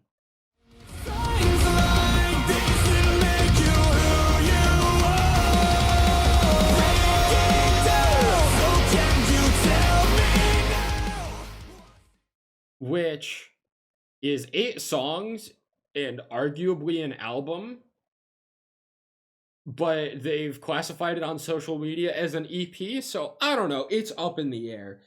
Anyway, I think ENMY, or ENMY, however you want to pronounce, I think it's just ENMY, but they just don't have It's the ENMY. Enemy.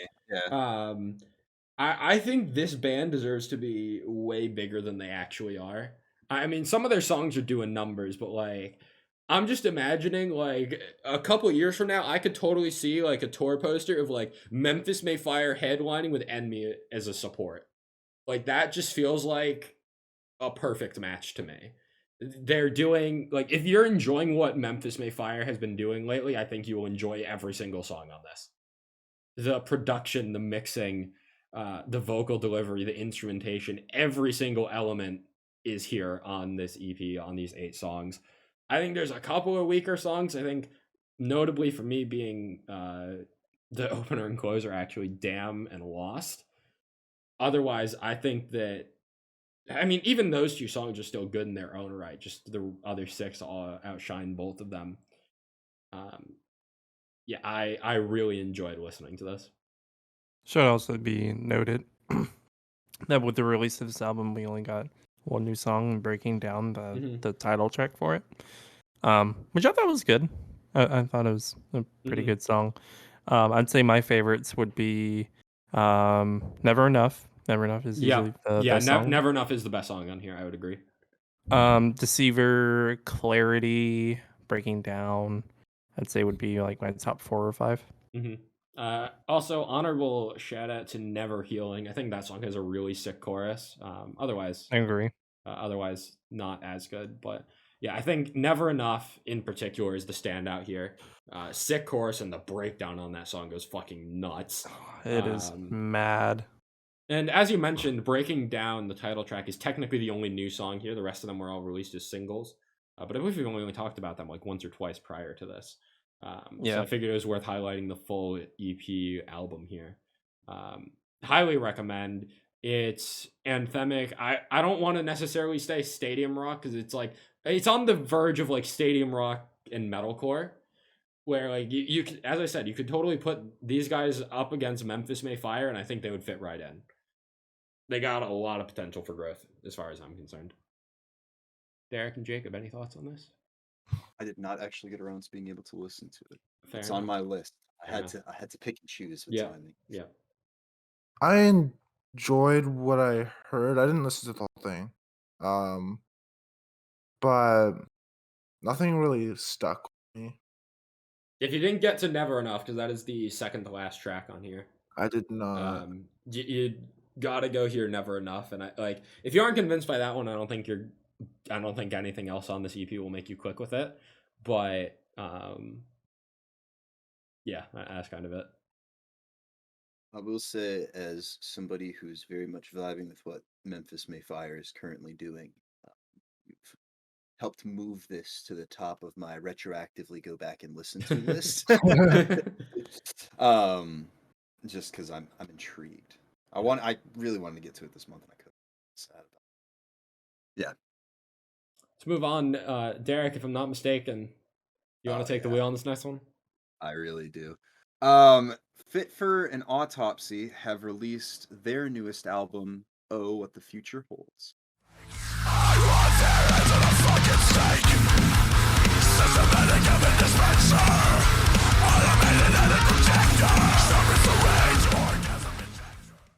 This is the follow-up to my introduction to the band, which was the 2019 album, The Sea of Tragic Beasts, which at that point, 2019 was when I was like kind of starting to get into the heavier stuff, so it was a little too heavy for me at the time, and I was like, all right, I respect it, I'm moving on. Come 2022, I am now fully available, or fully able, I should say, to appreciate the heavy. And holy fuck, what an album this is. If you don't mind me popping in here real Yes. quick, I did try to give this a listen. It's heavy as fuck. It's pushed the meter a little too much for me. I think there was some pretty sick instrumentation on a couple songs. I think. Yeah. I listened to like the first three. I think. Oh, What the Future Holds is Pandora, Fire from Heaven, and Far from Heaven. I think was probably the standout for me of those three. Just on the terms of the instrumentation, just kind of being pretty sick. Yeah. But vocally, I not for me. If there were, I guess, 3 songs, just anybody else listening to it to check out, I think it would be Far from Heaven, A Higher Level of Hate, and Conditional Healing. A Higher Level of Hate has the most nuts riff I have heard all year. I mean, I guess we're saying that in the fucking January recap, but like, it's been a while since I heard a riff that crazy. I challenge you, Night to Silence. This is better. Okay. And that's coming from the ERRA fanboy. So no, I gave this my first 10 of the year on my Google Doc, and it was for the instrumentation. And not only is the instrumentation on this whole album so good, but everything's pronounced. Every hit of the drum, you can feel it. The guitar is in your ears. Well, of course it's in your ears, but it's very strong. It's a very beefy sound, but the melodic guitar in the background, the lead guitar, you can also hear, and the bass is so strong and pronounced, especially at the start of A Higher Level of Hate. It's just bass and drums, and then this sinister sounding of guitar kind of creeps in before the main riff hits. It's just, that instrumentation aside, the vocals, the lyricism, everything is so well crafted. I wanted to pull up Pandora. Because I think personally after this album, I am completely sold on the idea of Fit for an Autopsy being far and away the band that makes the best breakdowns.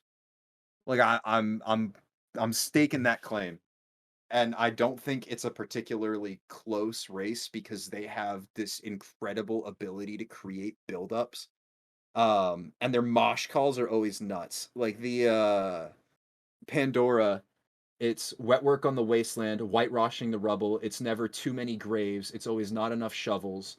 And then it repeats stand in the eye of the storm 3 times, followed by all is calm, but then comes the killing. And after killing, the breakdown hits. And it's just like, I kind of ascended. Like, I don't know if you ever seen that edited picture of like fucking SpongeBob with headphones in and like the light of heaven is descending from above. That was me. Which feels weird to say about like melodic deathcore, but like in Shadows, there's a moment at the end where it just repeats suffer, grow, become, end, as the riff gets slower.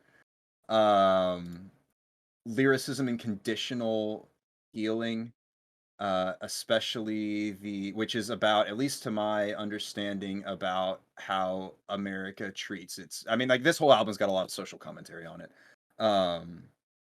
and it's about like how America mistreats, veterans who come home and end up homeless, especially those who battle with addiction and just addicts in general. 30 milligrams of violence between sun and moon. There is silence. The alarm clock rings, shivering, and you're left with nothing. Heal me with what kills me.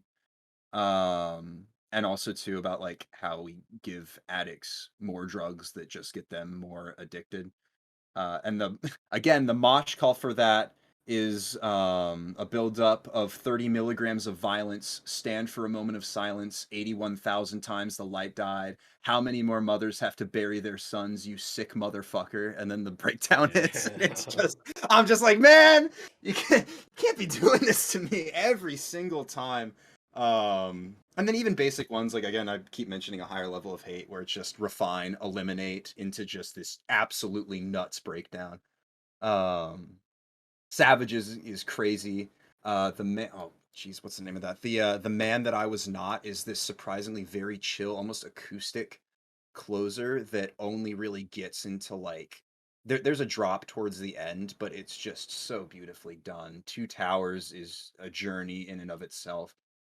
Every single song on here, even the opener, just does a great job of leading into the energy of the album and building it. I mean, I've never really been so sold on an album from first listen and also so confident that it won't make my top 10 at the end of the year.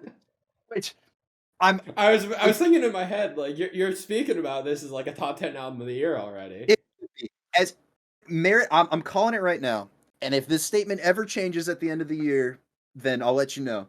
I think that this is probably going to be objectively the best, most well-crafted album I've heard all year. And it's going to be a crime when like 10 of my favorite scene bands drop incredible albums and it's going to like outshine this one. I'm going to have to stick it in like somewhere in the 11 to 20 range and I'm going to cry about it. Cuz this album's like 49 minutes long, but whenever I listen to it, it doesn't feel like it because there's always so much happening and going on that it just feels like one big journey that's consistently like slamming you in the face. I don't know, January had some really good deathcore. Shout out Enterprise Earth, I think is it. Yeah. Which is more of like a technical progressive deathcore album that I listened to, but holy shit, it was like an hour long and there was this song called Unleash Hell on it where a fifth of the song is a guitar solo and there's like a bunch of breakdowns and you know me. You know how I I like my guitar solos and breakdowns, but yeah, between that and especially this Fit for an Autopsy album, there's a lot of good deathcore this month, and I think that this is absolutely worth a listen for anybody who enjoys heavier side of music. Again, 3 songs I'd recommend: Far From Heaven, A Higher Level of Hate, probably my favorite song off the album, and Conditional Healing. I think Far From Heaven is my favorite, especially the part where he's like till the sky turns black and then it's like the breakdown hit. That's the Yeah. one part from that song that I actually remember. I don't remember, like, I can't really tell you any specific details about the other songs on that album from when I was given this a taste tester, but that moment in Fire From Heaven I do actually remember. I think my main thing with this album is similar to the Phineas album from last year. It all sounds like I like what I'm hearing, but it all sounds the same. Mm. And I just get tired of it. Yeah, I ended up having to listen to this a couple more times because I felt the same way about some songs like In Shadows, Pandora, and I think Collateral Damage the first time I listened to it.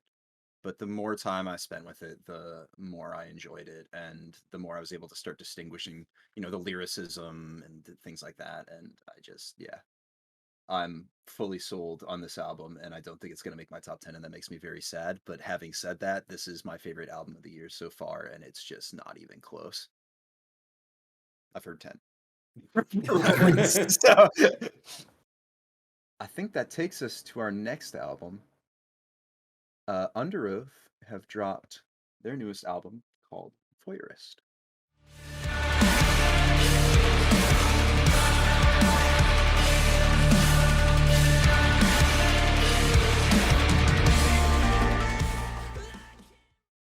Jacob, I want to hear your thoughts first. So I listened to this album because I'm going to the show Right. next month. So I was like, okay, I don't really like Underoath, but I like the other people on the bill, so I'm gonna listen to this. And I enjoyed like half the album. Like I only have 3 songs saved, but I'd say like the first half of the album is a lot stronger than the last. I want to highlight Hallelujah because it's got like it's all I want to say it's like a choir almost. I don't know how to. That was one of the think singles, wasn't it? Yeah, it Yeah. was. It was one of the singles. It's not really a choir. Yeah, because I think don't I know remember, like, I was left pretty underwhelmed by everything that I heard from Underoath. Yeah, so So what I've noticed is the singles are what has been growing on me, for the most part. And I think Hallelujah is my favorite song, especially like, or it's like cut the lights, brace yourself, we're not dreaming, this is hell, or something like that. And then he's like, this is fucking hell, and then he goes into like, I don't even know what happens. I just love the delivery on this is fucking hell. Okay, so real quick, while you're on that note, I don't listen to that song simply because of the "This Is Fucking Hell" part, and it's because I just like the delivery of it. Well, see, because I'm mad, and this is all personal preference. And I mentioned this when we talked about it as a single.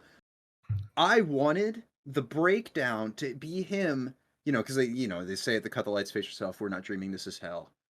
As it says it once and then it says it the second time, and I wanted him to scream along with the choir on "This is hell," and then the breakdown hits. I don't like that they say "This is hell" the second time, and then he repeats "This is fucking hell" afterwards, and then the breakdown hits. And it's like, it's not bad. It's just I want it to be a certain way, and it's not. Therefore, I'm protesting by not listening to the song. Like, I don't know.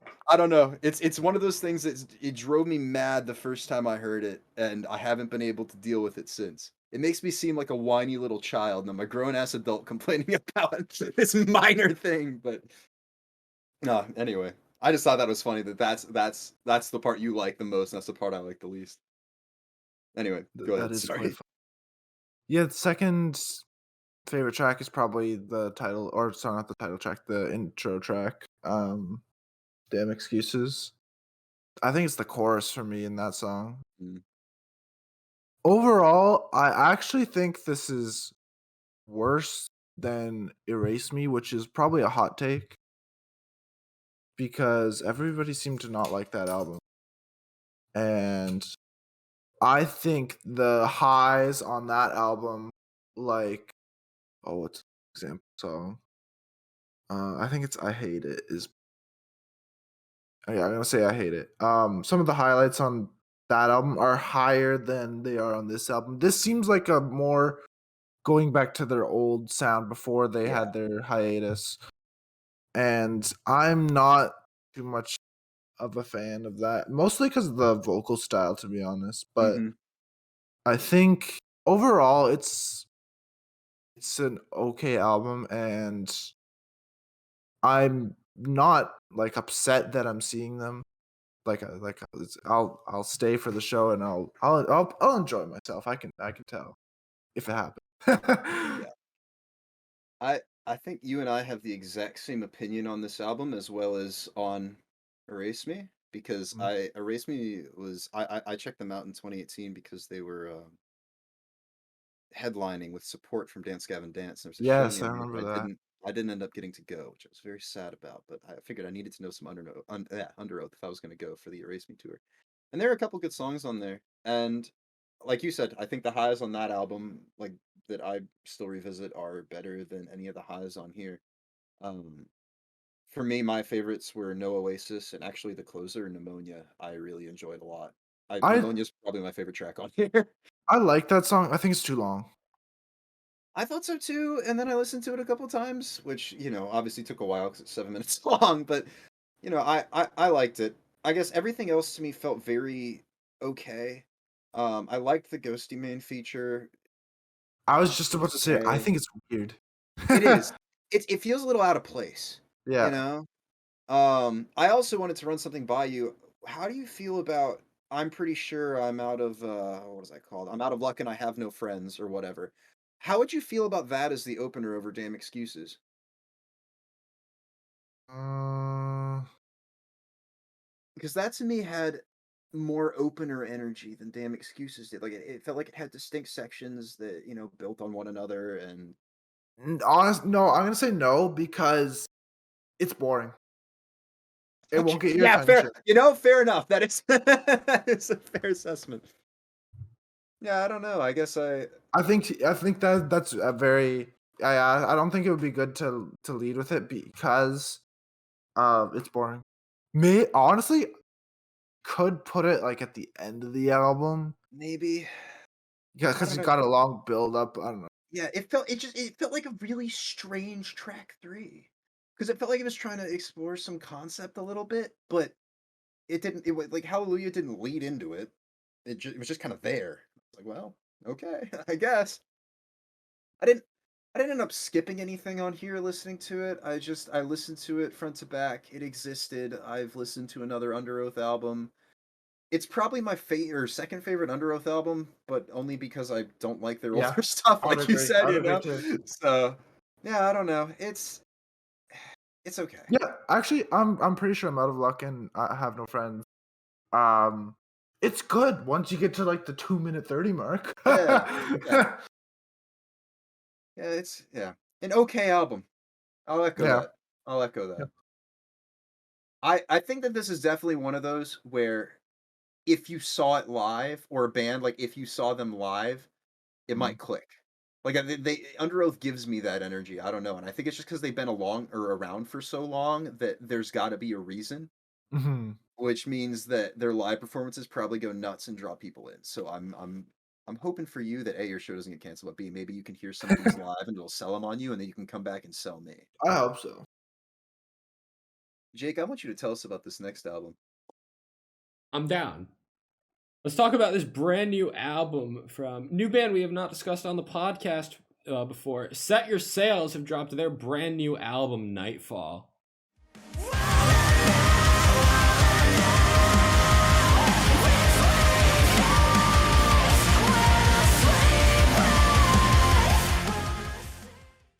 So I was made aware of this one when I was linked the opener of this album, Ghosts, featuring Rudy, the screaming vocalist of Anna's Okay, is the lead single for this album back in December, if I'm not mistaken. I heard that song and I was like, holy shit, this is incredible. and one 13-track album later, and it is still my favorite song by quite a long shot. Now, having said that, I was kind of waiting for the full album release to add any of it into my playlist so I could like embrace it all at once, given that I had just discovered them so close to the release of the album. So I didn't add Ghosts into my playlist until I heard the album for the first time. And what I didn't realize is that the YouTube music video cuts out the 45-second opener that Ghosts has. So when I go into listening to this album for the first time and I get that 45-second build up into what I know is like arguably going to be like a top 2 song on the album for me, and I'm like, oh, holy shit. Like, I hear that intro and I'm literally already thinking, are we like, is this already going to be a sleeper top 10 album of the year pick? And I'm like, I'm like a minute into this song. I haven't even hit like the first riff yet. I'm just hearing this build and I'm like, dude, this is giving me sleeper top 10 album of the year energy. Unfortunately, that kind of falls off for me. I think Ghost is still incredible. I enjoyed Nightfall.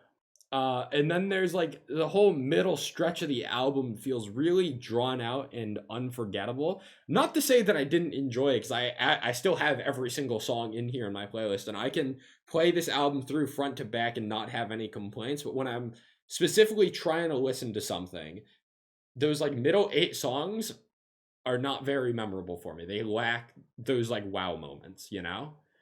Compared to songs like Ghosts and Nightfall and Fuck Off, the second to last track on here, where Ghost, as I've already mentioned, that sick ambient atmospheric opening, on top of my favorite vocal delivery on the entire album is after the chorus, where she screams, "This is not my home, this is a fucking nightmare." The delivery on that is incredible. I fucking love it. And then it's followed by Nightfall, the title track, and the guitar tone on the riff in that song is fucking nuts.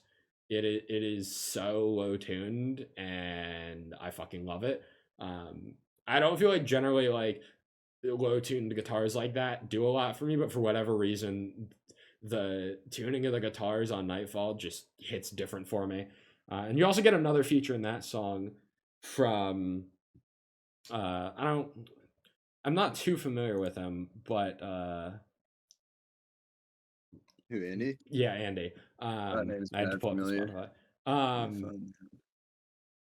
But when I heard that feature, it was very reminiscent of early Amaranth for me.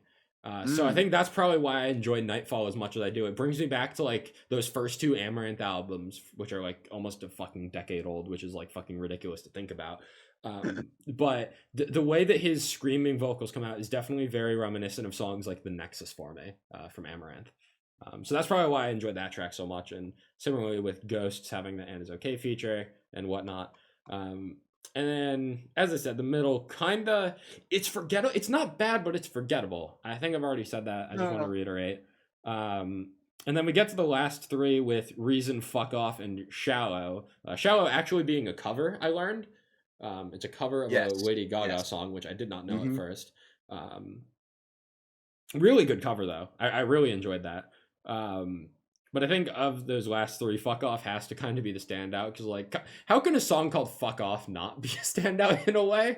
Like, that song almost feels like it's asking for attention in just the way that it's named. Like, there's songs like Forgive Me or Anchor or Mirror, and it's like, yeah, those are all song names, are probably fine, but you name your song Fuck Off, you've got my attention peaked, you know? Of course.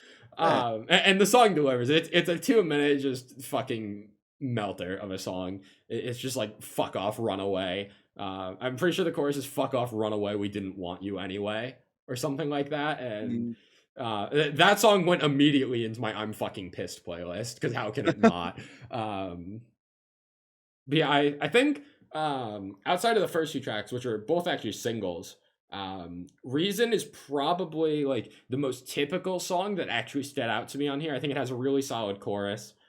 Verses are solid. Overall, I think this band has a lot of potential for future growth. There's a lot of standout moments for me here, but the full package feels a little bit long, and it feels like if you trim the fat a little bit more, you've got something special. And I think give this band another year or two, and they can reach that potential for me and be contesting with bands like a Conquer Divide, As Everything Unfolds, those types of bands. For now, they're like in the tier just below those like bands for me, but they have the potential to climb up the ladder. Which actually just reminded me, this band is opening for Anne Is Okay and Future Palace. And if the Dayseeker Sweep Talk tour wasn't happening, I'd nominate that as like potential tour lineup of the year for me. Yeah. Like, I mean, we already know how I feel about Future Palace, but Yeah. this album is a fine addition to that tour for all the people in Europe, as far as I'm concerned. I'm gonna say something that might not go over well with you. Okay. Oh, This band, and I guess album, is what I wish As Everything Unfolds sounds like. And I think that this is leagues better than that As Everything Unfolds album from last year. I'm putting I'm that not out. that's not where I mad. thought it was going. But I'm not mad. I'm not mad. I'm not gonna complain. I think that's fair. That's Okay. fine. That's fine. I'm also now going to further create a statement that might not be taken well. oh man, Ghosts, Nightfall, Reason, and the Shallow cover are 4 of the 5 weakest tracks on this album. Bitch. I knew you were gonna go for Ghosts based on what you Dude. said in the chat earlier, but Ghosts and Nightfall, I got to it and I'm like, all right, yeah, this is good, whatever. I hit that chorus in Secrets and it was done. Like I was like, yeah, all right. the chorus in Secrets is pretty I'm solid, but trying- like the rest of the song kind of didn't do much for me. Oh, dude, that middle section, that 4-song run of Secrets, Why, Mirror, and Into the Storm is so good. Mirror solid. Every I mean, like as I said, the middle. I'm sorry for cutting you off. No, you're but, like the middle songs, they aren't bad. They just aren't as memorable. See, that's what those I songs. think you're wrong. I don't remember it. Outside of that intro bit, that 45-second intro you mentioned, I don't remember. I mean, granted, I've only listened to the album once, but I don't remember anything about Ghost or Nightfall. Not one thing. I was like, these choruses for the rest of them are all like, it's just hit after hit after hit. That breakdown at the end of Deadline, are you fucking kidding me? What is that? Why did where did that come from? It was, oh. I need to re-listen to Deadline because like that trio of Forgive Me, Deadline, and What's Wrong are probably the 3 most forgettable songs on here. Like I cannot tell you a thing about any of those. Fuck? And like I've listened to this album front to back like probably 4 or 5 times at this point. In the wise words of track 12, fuck off. Which is all. I mean, I will agree with you. Fuck off is just insane. It reminds me a lot of this one. Oh god, you know what? Bear Actually, Teeth song. Fuck Off is like the budget version of Holy Roller. Is that a I'll fair give you that. comparison? Is that a fair It's- comparison? There's a little grouping of like 2.5 minute long metalcore songs Yeah. that just beat the shit out of you for 2.5 minutes. I think the one from Beartooth has one. It's called Dead or something, and it's basically just the same thing. But I think that this is at least better. I would even say I like this better than Holy Roller. Fuck off, I mean, which is whatever. I will agree with you that some of the songs on here maybe aren't as strong or could have been trimmed on the grounds that they're really good, but they don't bring anything new to the table. I think putting it, with notable exceptions to Loveless, shout out Loveless, I think that putting a cover at the end of an album as the closer is kind of like a cardinal sin. I've never really enjoyed it just as a personal thing, and I think that this one was done well, and it works well enough as a closer. I wish that they would have maybe given us a different song, and then I low-key just wish that I ended up didn't know that it was a cover. Yeah. Because like listening to it the first time, I'm like, damn, this is a sick way to close it. And then I realized that it's a cover, and I'm like, oh, like it's a good song, but it yeah, I don't know, it doesn't sit the same knowing that it's a cover. Yeah. I mean, I don't know. I frankly, if you, I'm gonna cut some songs here. I'm gonna cut Forgive Me. I'm gonna cut What's Wrong. I'm gonna cut the cover, and I'm gonna say you put in like a real closer. And my first impressions of this album is that it could land in my top 10. Like I didn't know anything about this band before listening to it, so the female vocals kicked in. I was surprised. I didn't know they had a female vocalist, and so I sat up in my chair. I'm like, all right, whatever. And by the time all was said and done, I was so beyond happy with it. I think this is a great way to execute a 13-track album. Every song is, at least for the most part, under 4 minutes. It's in and out. It doesn't feel its runtime. At least it didn't for me, and I really really enjoyed it. I think this is an easy recommend for anybody who likes. For fans of the dream states and as everything unfolds and conquer Honestly, divides of the world, this band fits right into that bin. For fans of Spirit Box too, because Yeah. she's doing the uncleans as well, right? Yeah. So, I mean, yeah, if you like the female vocal dynamic in your metalcore, and you like it even more when the vocalist is doing both the cleans and the uncleans, go listen to this, because this is really really good. For going in with no expectations, this is the album that I guess I could say surprised me the most this month, in terms of I didn't know what I was getting into, and wow, I'm really happy that I listened to this, because this is really really good. Of the albums I listened to in January, this is my second favorite. This is also my second favorite, behind Fit For An Autopsy, of course. We'll get to my favorite later. Yeah, I think that wraps up that album discussion. So, Justin, if you're ready, I'm gonna pass the torch on to you. You know it, VRSTY dropping their this is their album, like their debut album. Welcome Home. You should let me take the pain away. Give it to me.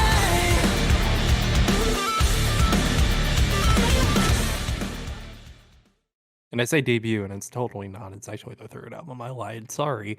But no, this is their album, Welcome Home. And man, did they knock it out of the park. There's a lot of variety in this.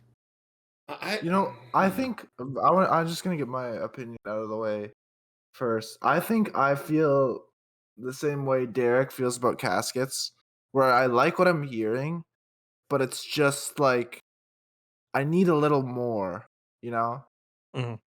Jacob, I actually think I'm with you here. Because we're all Derek's. Well, actually, no, because my opinion differs from you guys. Hell yeah! I think this is a really good album. Okay, good. I think this is gonna sound so bad, but I think this is a really good album full of a lot of forgettable songs. Similar to Set Your Sails, I'll give it to you. where I think die. But I think overall this album is consistently better than the Set Your Sails album. It just does not have the same peaks. Outside of the 4 singles, and then the title track Welcome Home has a really solid chorus, and then Never Again has a really solid chorus. A lot of the other songs on here kind of fell off for me really fast, unfortunately. And it's not that they're bad. I think, contrary to all of the singles we got this month, which was quality over quantity, I almost feel like this album is more of quantity over quality.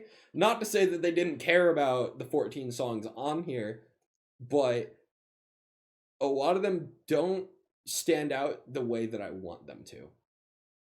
And if we are going to bring it back to Caskets, where a lot of those songs, they have their sound, but they all have their moments that make each song memorable to me. Like that chorus of Glass Heart and Drowned in Emotion, the little bridge breakdown of Drowned in Emotion. There's stuff like that make each song a little bit distinctly memorable, where I feel like, for me, this album is lacking in that department a little bit.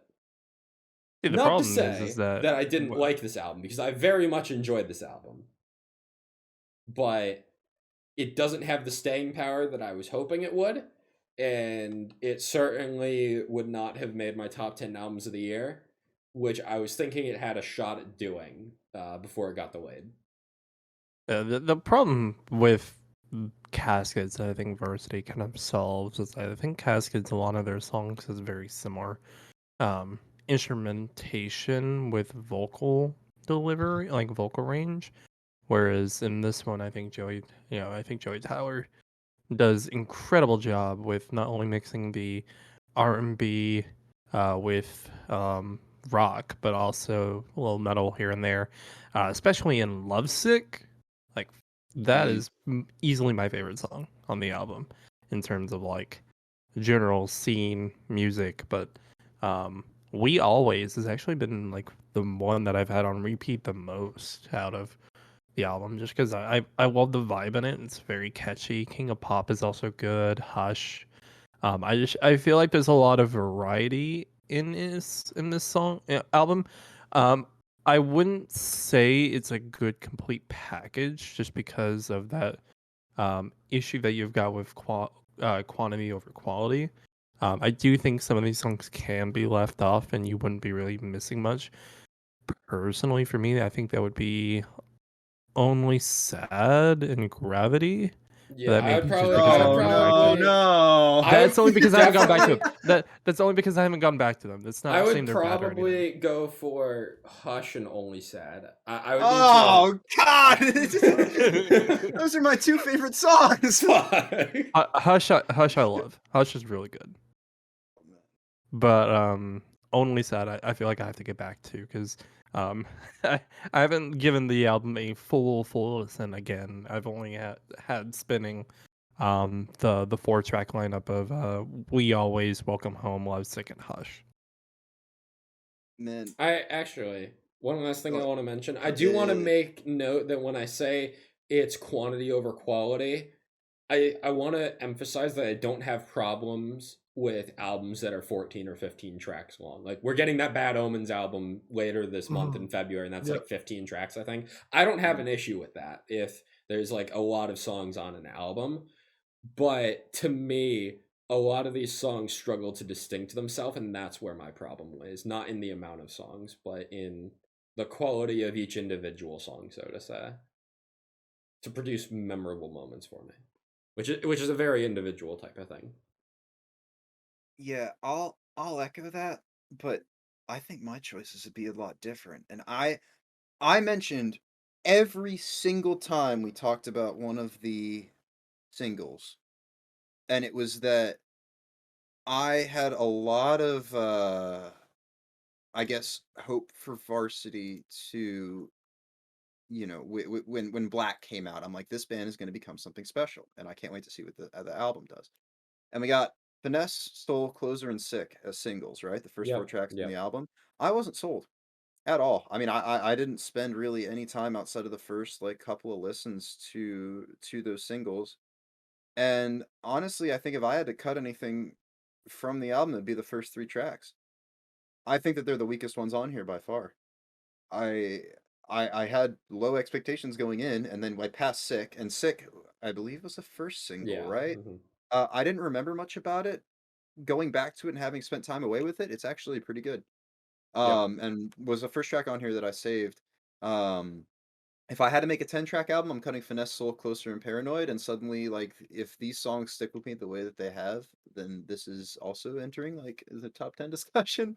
Um, and I think what it is that when VRSTY makes post-hardcore,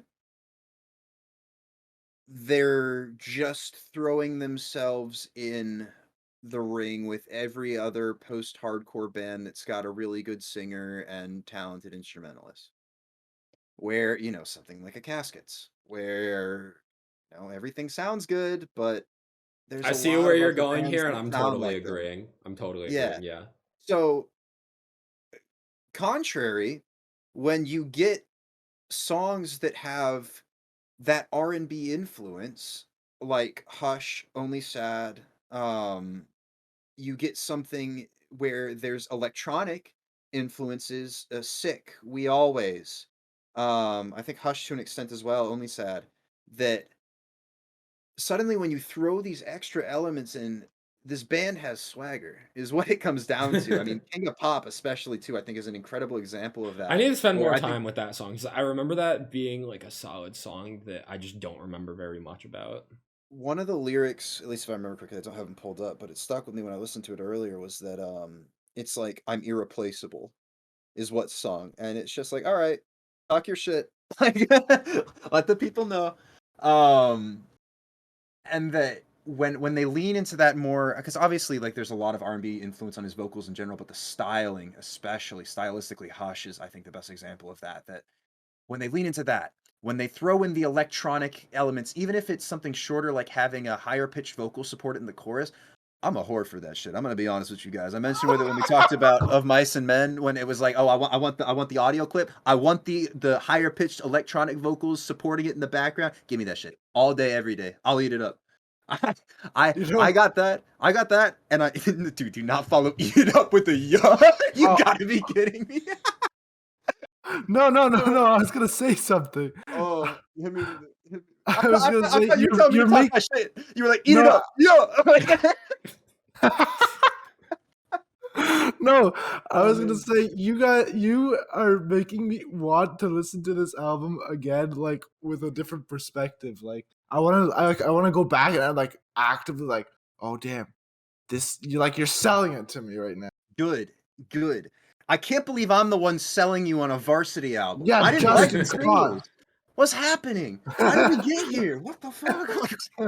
But no, I really enjoyed this, and I would agree that I think a 14-track album can be done and has been done well. I think that there may be a little too much on here, that the sound on some of those earlier singles, Finesse, probably, I think. Soul and Closer work in the context of the album. I don't like him as much, but if you're looking for that personality, that swagger, I think absolutely you should include those. I think that it's cohesive in a lot of the messaging and the way that it's put across. It's just I think that some tracks are stronger than others, and unless it's done really, really well, I will always prefer a 10-track album to a 14-track album. Like, it just is what it is. We haven't mentioned anything about it yet. I want to give a shout out to the closer, 11 a.m., which, you know, brings things a little bit slower, more acoustic and mellow, and gets a little more personal with the lyrics.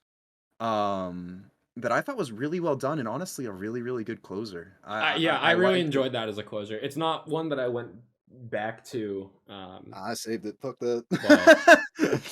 No, I wasn't expecting a closer to work that well like that, because Finesse for me didn't stand out as like an outstanding opener type of thing, so I didn't know what to expect, but I thought it did a really good job of wrapping up the album for me.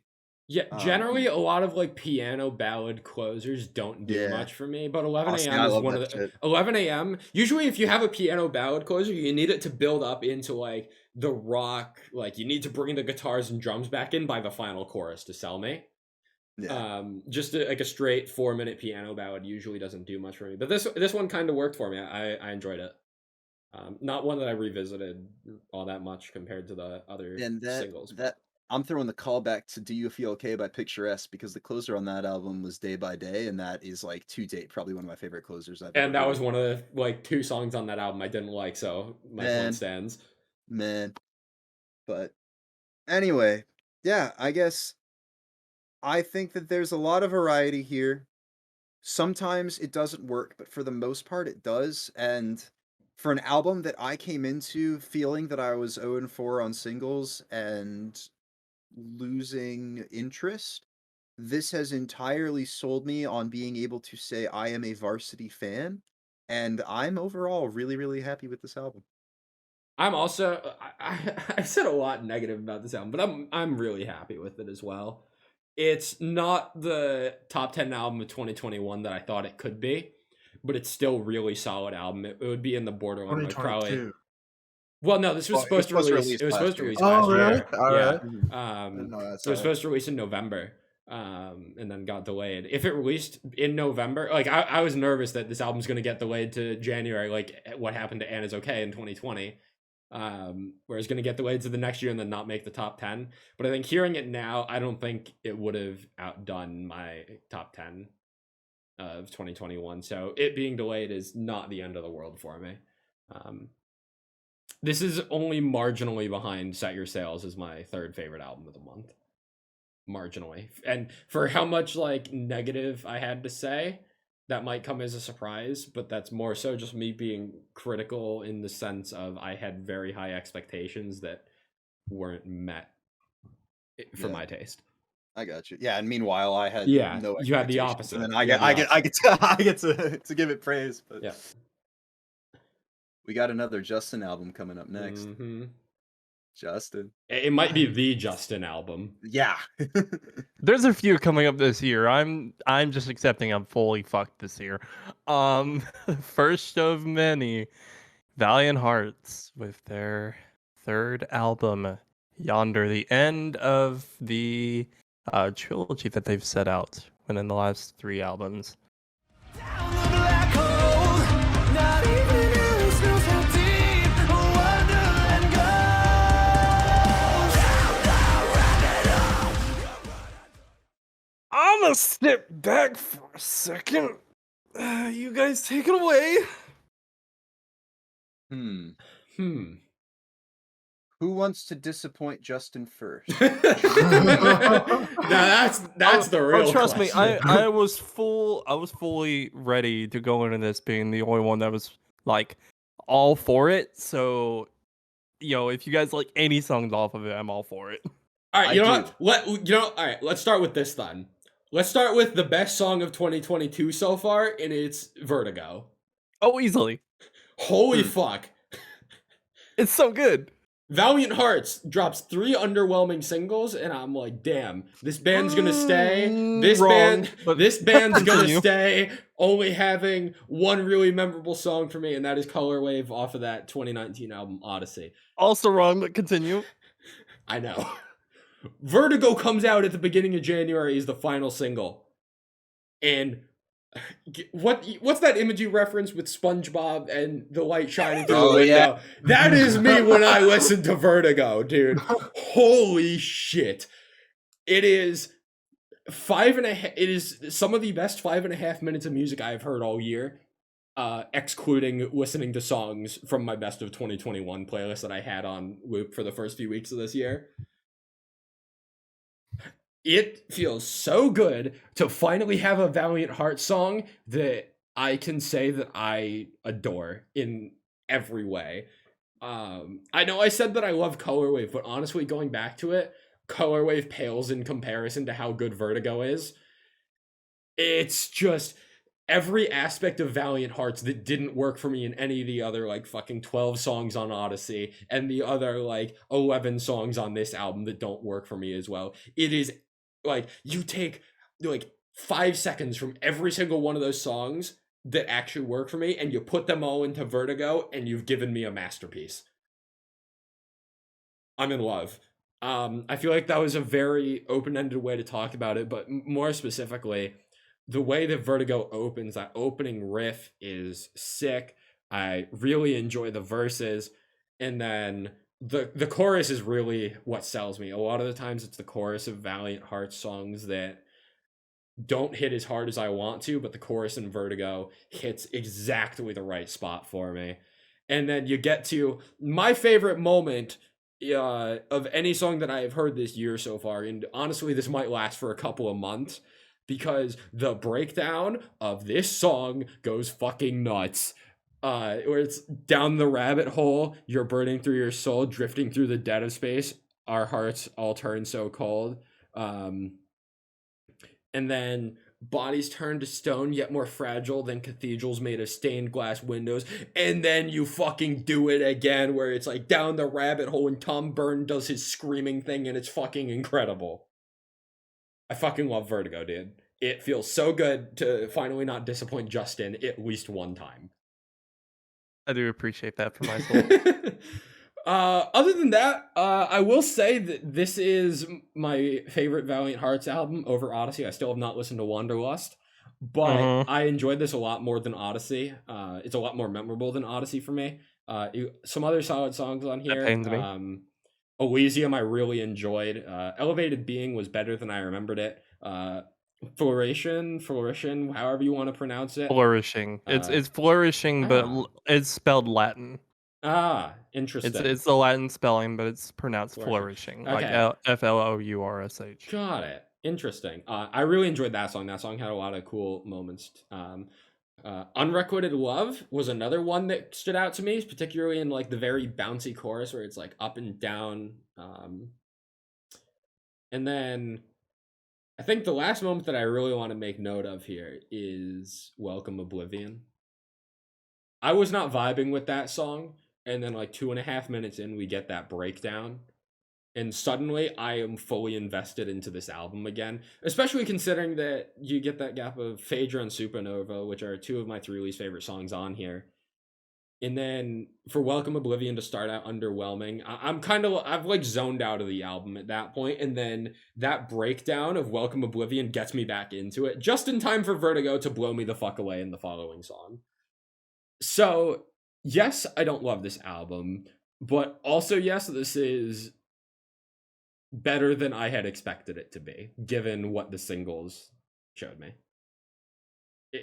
Is that fine? Is that fine? I think that's fine. Yeah, Justin, is that acceptable? Our Valiant Hearts king.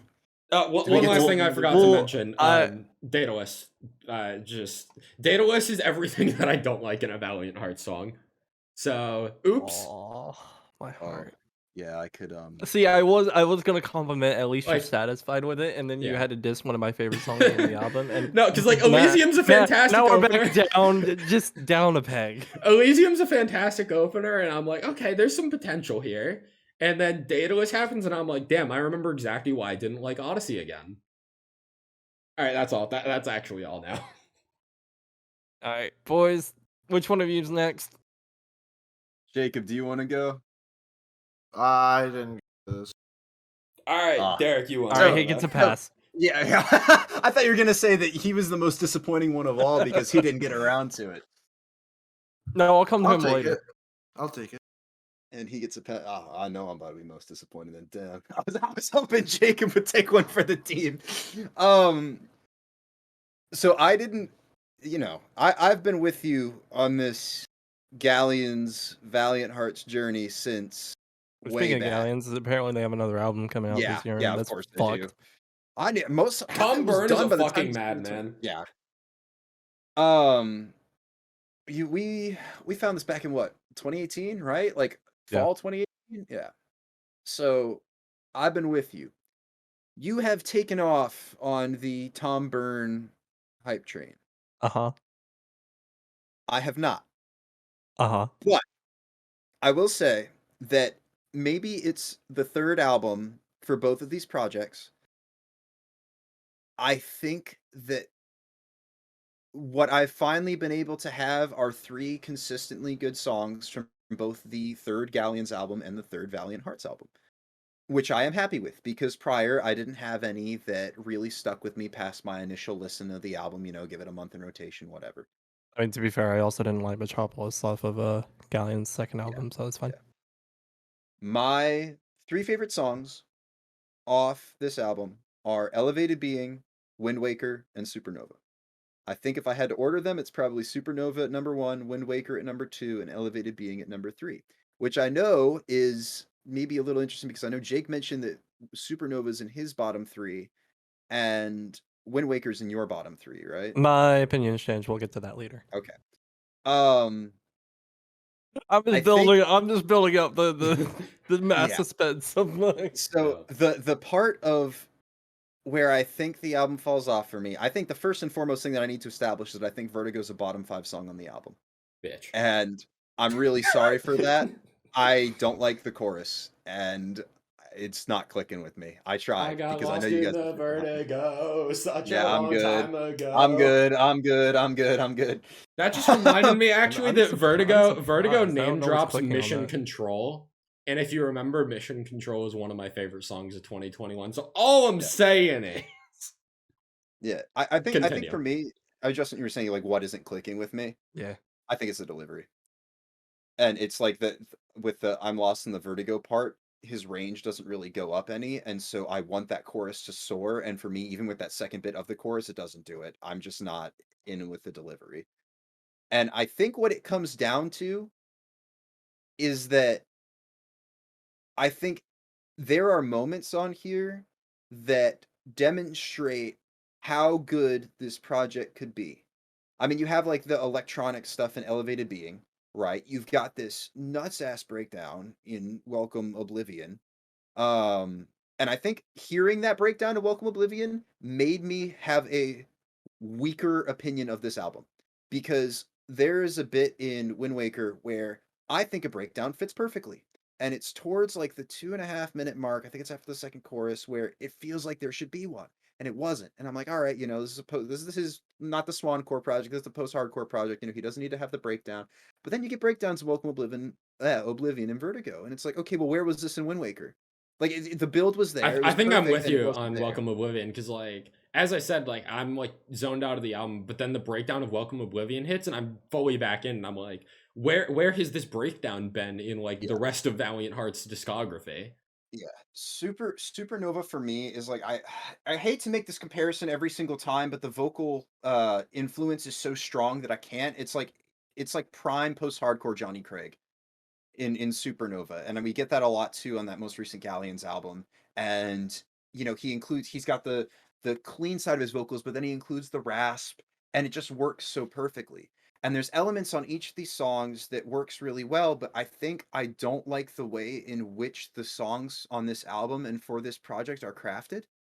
Like it feels like all the individual bits are there and they're delivered, and then you put them together, and I just get kind of bored, I guess, or uninterested. I'm also with you there. I can't remember. I should know because I have spent a lot of time with the three songs that I like. I can't remember if it's Wind Waker or Supernova that has the kind of rap hip hop style vocals at some point. I But want to say it's Wind Waker because I never added Supernova to my playlist, and I remember the Yeah. rap vocals So, being in. Daedalus, I guess, has that, and I don't like it. I don't like it in that song, but it's done really well in the other one. And it just the way in which, and I feel this way about Galleons too, is that each individual, he'll hit some note, and I'm like, fuck yeah, he hit the note, and we'll get some instrument, some sick riff or a breakdown. I'm like, all right, great, we have that.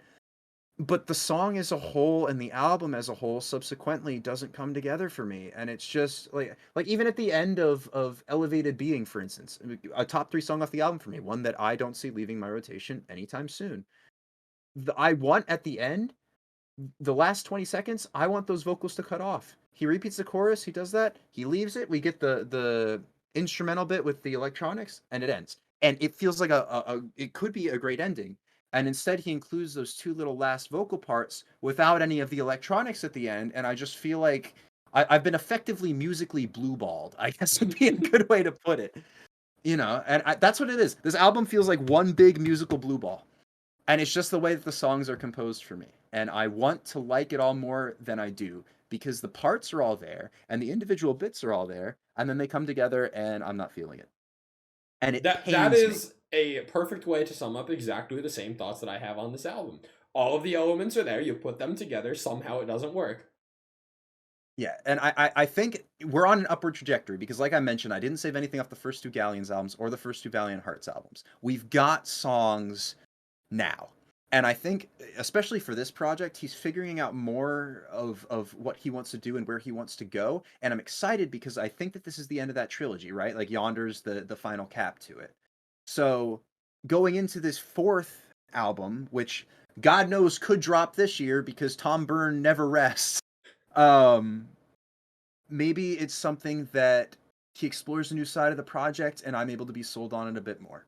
I am so beyond happy with Supernova and Wind Waker, and I really enjoy Elevated Being a lot.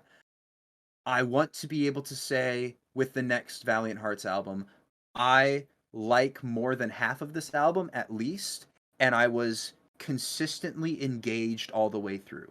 That's my goal. That's my Valiant Hearts bucket list, and I don't care how many albums it takes. As long as I get one, I'll be happy. And as much as I love the 3 songs that I saved off this one, this album didn't do that for me. So now, let's commence the true Hivemind Civil War. Justin, take the stage. It's your time. I'm so excited to hear your thoughts on this album, dude, because you got so much more insight into like the lore of all this than I do. and than any of us So it's not that I'm disappointed. I'm actually very happy that there's multiple songs that people like off this album. Because like going into this, it's kind of disheartening to think that there were multiple singles that people just didn't like that I was kind of clicking with. But man, the following this entire trilogy ever since Wanderlust came out, well then it didn't come out because they transitioned to like a different label for producing, and then it came back out, which was weird, but also pretty good to experience the album again. and then Odyssey coming out, and finally this is the road cap to end the trilogy, the journey of Perillousness. That's the there's not a character to the storyline. It's essentially the storyline of like just going through the different parts of life and relationships. There's a couple different songs that I can reference in Wanderlust that kind of are referenced here in this album. The one that sticks out to me the most is like either direct callback or has some sort of influence is Flourishing has a lot of the same kind of lyrical dynamics that Thrive does all the way back in Odyssey. One of the lyrics I've got here from the chorus of Flourishing is like a flower dead in the rain, it's going to take some time for me to bloom again. Plant me in the shade like a petal plucked out of place. I'm going to follow the wind and float off into space. I am flourishing. And the chorus of Thrive is wilt for me, flower. I'll replant you too. From the soil to the sea, you'll be nourished endlessly. When the planets all align and the sun is high, you'll bloom and come into your own. To plant your feet becomes unsown. It's that very weird like transition. You wouldn't think of just kind of listening to these albums separately. But like following the entire storyline has been great. And also obviously there's the callbacks and Elevated being referencing going in the end of this Odyssey, seeing a place over yonder. Yonder is paradise in this, and it's kind of referenced in the final track Yonder, where the last little bit here, I just had it pulled up and then I don't have it anymore. I am doing bad at this video game that I call life. 1 second while I pull that up. I think it's interesting that they name drop Yonder in Elevated Being, but it's not the title track. Yeah. Well, it's the Yonder as a whole is the Yonder in quotations is paradise. So when they name dropped it, it's kind of what they meant. They were in the end of the Odyssey. Going over Yonder was means they were starting the saga of Yonder to end the saga that they had built on. But also in Yonder, you get the bridge here, delivered by Phil Bayer, and Phil Bayer I've come to love ever since his feature in Let's Pretend from Galleons. The lyrics is Wanderlust brought us all this way in Odyssey to a land so far away. I can't believe I lived to see the day. Paradise is only a step away. That alone brought such a smile to my face when I heard this. Like I was elated by that just single delivery, and that sold the entire album for me. Like I said this when the album came out that there were some disappointments for me. Wind Waker I didn't like on first listen and considered it kind of one of my least favorite Valiant Hearts songs.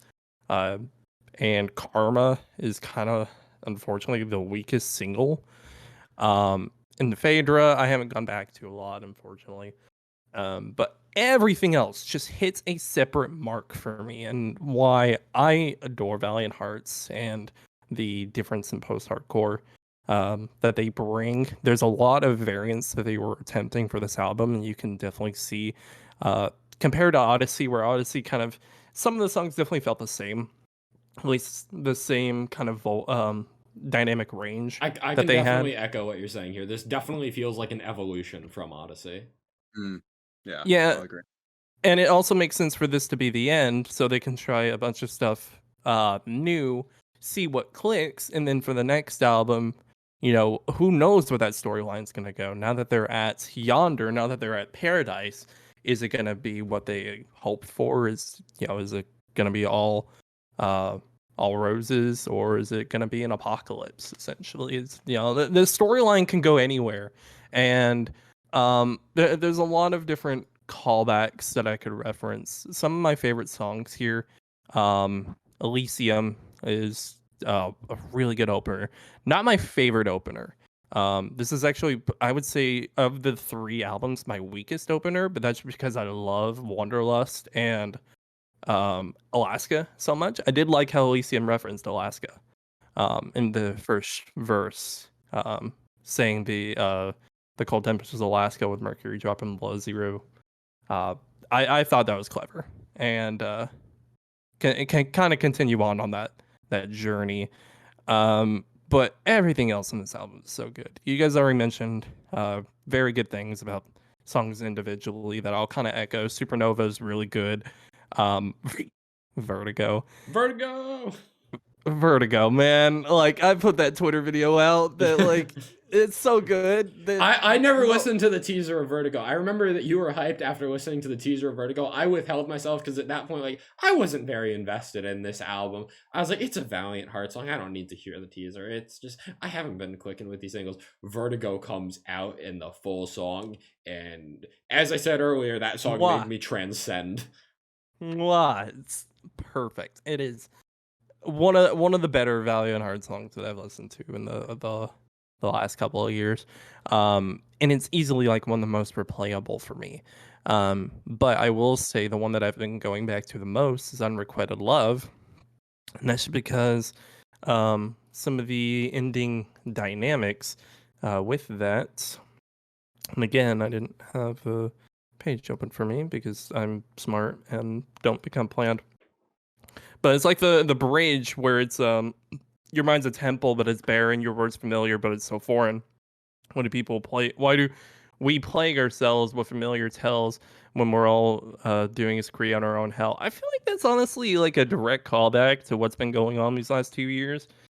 And it kind of makes sense that, we're kind of the ones that are stopping ourselves from getting to where we need to be. Like, we're all our own worst enemies, and I feel like this is a lot more than what you would normally get, and it's only like a 4-line, like, the lyric that you would normally miss if you didn't catch the lyrics and actually understood what they meant.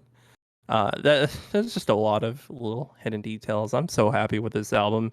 I'm also so happy to just see the ending of it, and I hope that this, like, little tirade I went on at least sells some of the saga. If you've not followed the entire thing, I would really implore you to at least give the albums a listen, one after the other, starting like from start to finish. I did that before coming here to talk about it on the podcast, and while again, it's they can stand on their own, but I feel like you can definitely see the growth and the change, and could possibly pull more references that I wasn't able to pull, and some more meanings. But that's all I really got. This is easily one of my most anticipated albums of recent memory.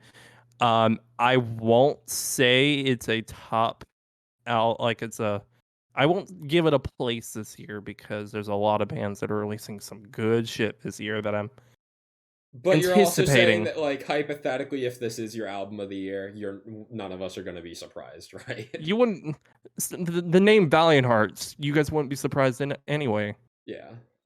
But it might show up somewhere there. Who knows? But You going into that much detail, and it made me happy seeing how happy you were talking about this album, Yeah. Like, not every time is it that, like, someone's really high on an album, they're talking about it so much, and, like, sometimes it just doesn't connect, but, like, the passion that you radiate talking about Valiant Hearts hits different, and it really shows. So I'm glad you were able to enlighten us with all that.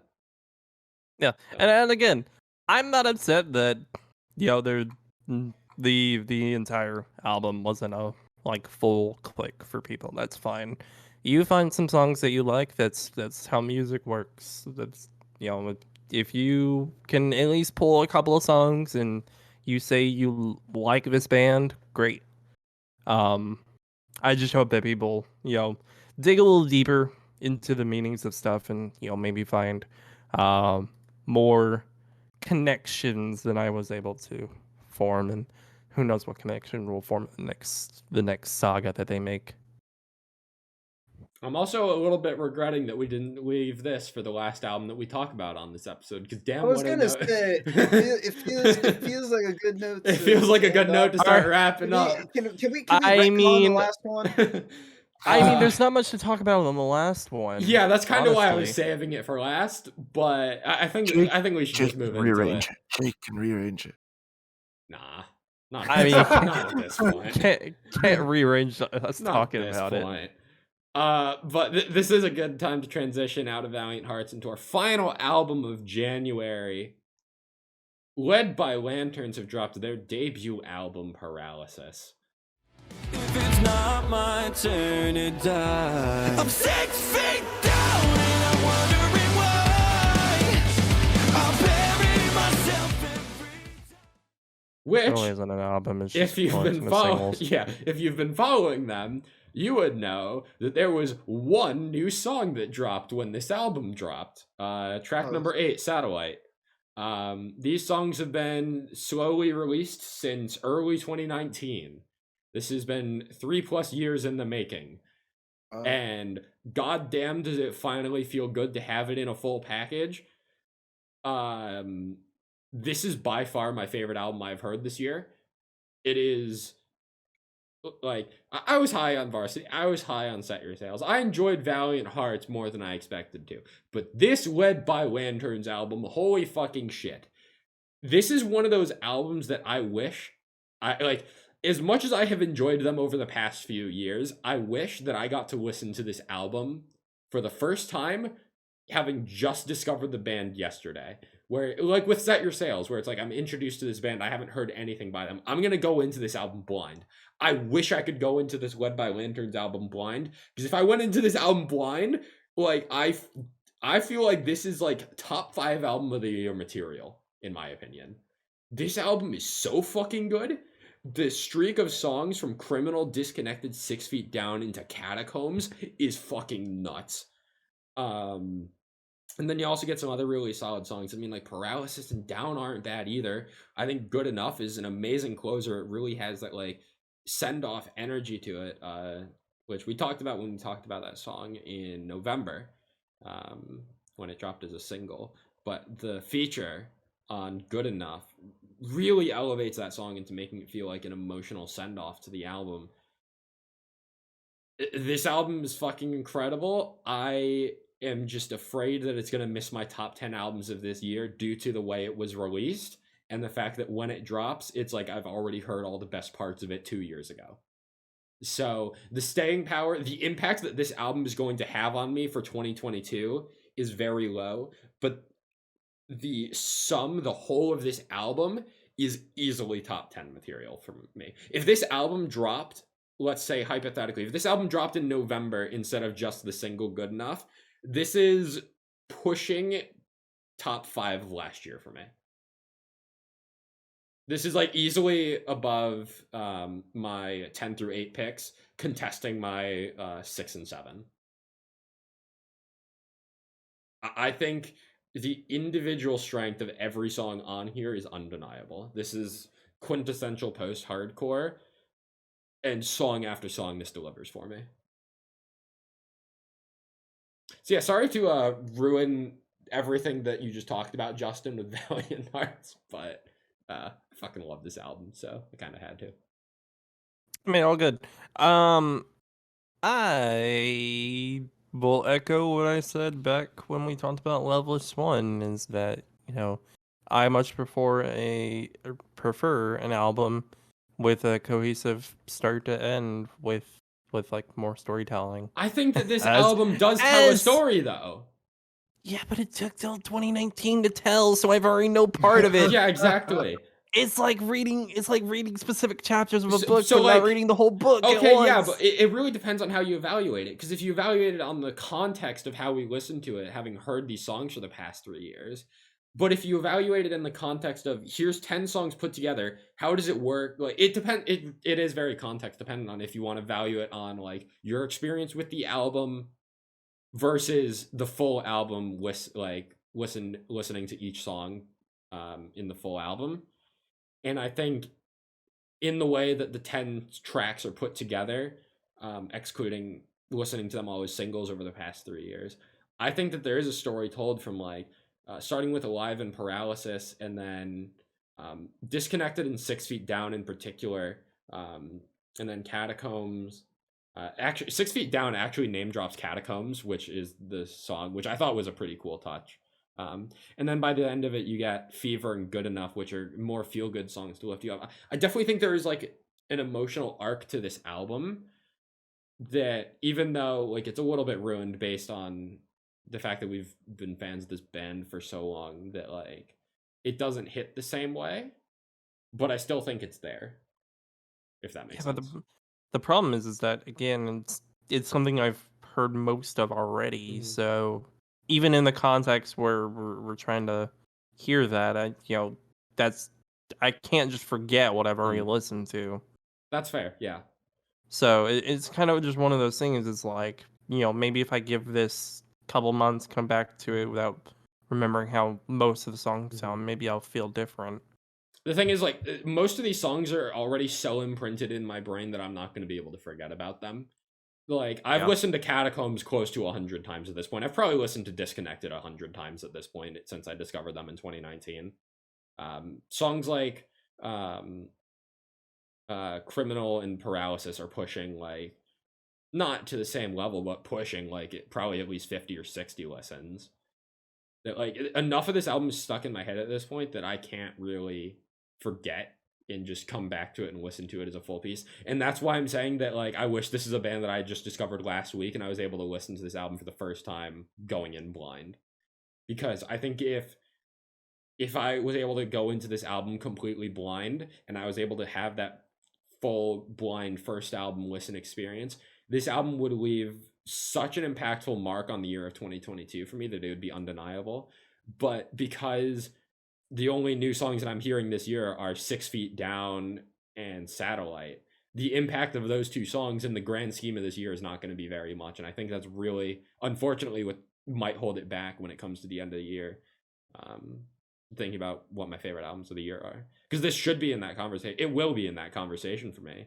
But I don't know if it's going to chart on that eventual list because of just, as I've already said, I feel like I'm repeating myself. But that's all I've got. Justin, Derek, Jacob, any thoughts on this? I did not get around to listening to this. And, Which feels like a struggle to say on the last album of the evening. But again, I had to pick and choose. And Album of the year, what? Huh? You've had since 2019. You could have listened. To Well, that's why I was saying. That's why I was saying you probably didn't need to hear this one, Derek, because you've. I don't remember a single song. I mean, if anyone, he's the perfect person to listen to. Yeah, That maybe. is true. That's true. That's true, actually. Yeah, whatever. I fucked up. You fool. I hope I've tried to sell. I hope I've sold you to some extent on this. Oh yeah, no, I'm definitely gonna listen to it. I think that wraps up January. That wraps up January. We went on quite the tangent with Valiant Hearts in particular. So we definitely No, I don't blame you at all. I'm glad that we didn't have that much quantity to talk about this month, so we could get into such detail about such an important album to you in particular. And I in the whole group in a way, kind of. Given, like, especially you, Derek, the journey that you two have had with Tom Byrne and Galleons and Valiant Hearts being there close to the start. I'm like the anti-Justin, like what? It's like Justin's the Valiant Hearts hero. Are you the Wario? Yeah, I'm the Wario. I'm the Valiant Hearts Wario. Bro. You're the Wario to Justin's Mario. Oh no! Exactly. My villain arc starts now. Oh no! What a month, though! What a month to start off For sure. 2022. Stupid month. And I don't know if this train's stopping. February's looking to bring some heat. I mean, I know we got bad omens. We got bad omens. March looking to deliver some pretty solid stuff too. I know we talked about Breathe Atlantis and Wolves at the Gate both going to be dropping in March. And then looking further down the line, I know we got Stand Atlantic coming in May, Future Palace coming in June. Like those are a lot of the ones that I'm really looking out for. But this train is not stopping. 2022 is here. And It's go time. It's go time. New music is here, and I'm stoked. I feel like the couple of weeks between like recording all of our 2021 end of year episodes and the first few weeks of this month before all the new releases really started to kick off, it felt weird. It felt like I was living in an enigma almost, just because like I wasn't really getting that. I wasn't in the cycle of listening to new music the same way that I am now a few weeks into 2022, and to be back into that cycle, having stuff to look forward to every week, it's I fucking love it, dude. I actually just want to mention my January has been a lot of listening to the Bad Flower album from Yeah. September. Yeah, I just discovered that. Well, I heard of Bad Flower, but I never listened to like before. But I've been listening to that a lot. I should add Bad Flower to my list of shit to get to. I think it's been like subconsciously, it's not been written down on the list, but it's like been in the back of my head. Like, I know Bad Flower exists. I think similar to you, like, I know Bad Flower exists, I've just never really given them much of a chance. But given, I know Derek, you've spoken highly about it. Yeah. Now, Jacob, you too. I think I gotta bump it up that list of shit to get to and make it happen. Well, I think that about wraps it up, huh? Absolutely. January 2022 is in the books. If you want to follow on social media, at Hivemind Radio _ on Instagram and Twitter, subscribe to our YouTube channel, or you can catch these podcasts live at the start of every month. Yep, I banned 4 bots today. Let's go. Doing God's work. And be sure to Menu, follow 'cause us I on was definitely Spotify. not paying attention. Be sure to follow us on Spotify as well, if you want to listen to the audio version of this. That's going to do it for this episode. Be sure to stay tuned. We got more monthly recaps and more after hours episodes coming soon. Year of the Hivemind 2022. It has begun, and I'm stoked, and I know you guys are as well. So hope you enjoyed this episode. As I said, stay tuned for more. We'll be back shortly. Have a good one. Bye-bye. No way.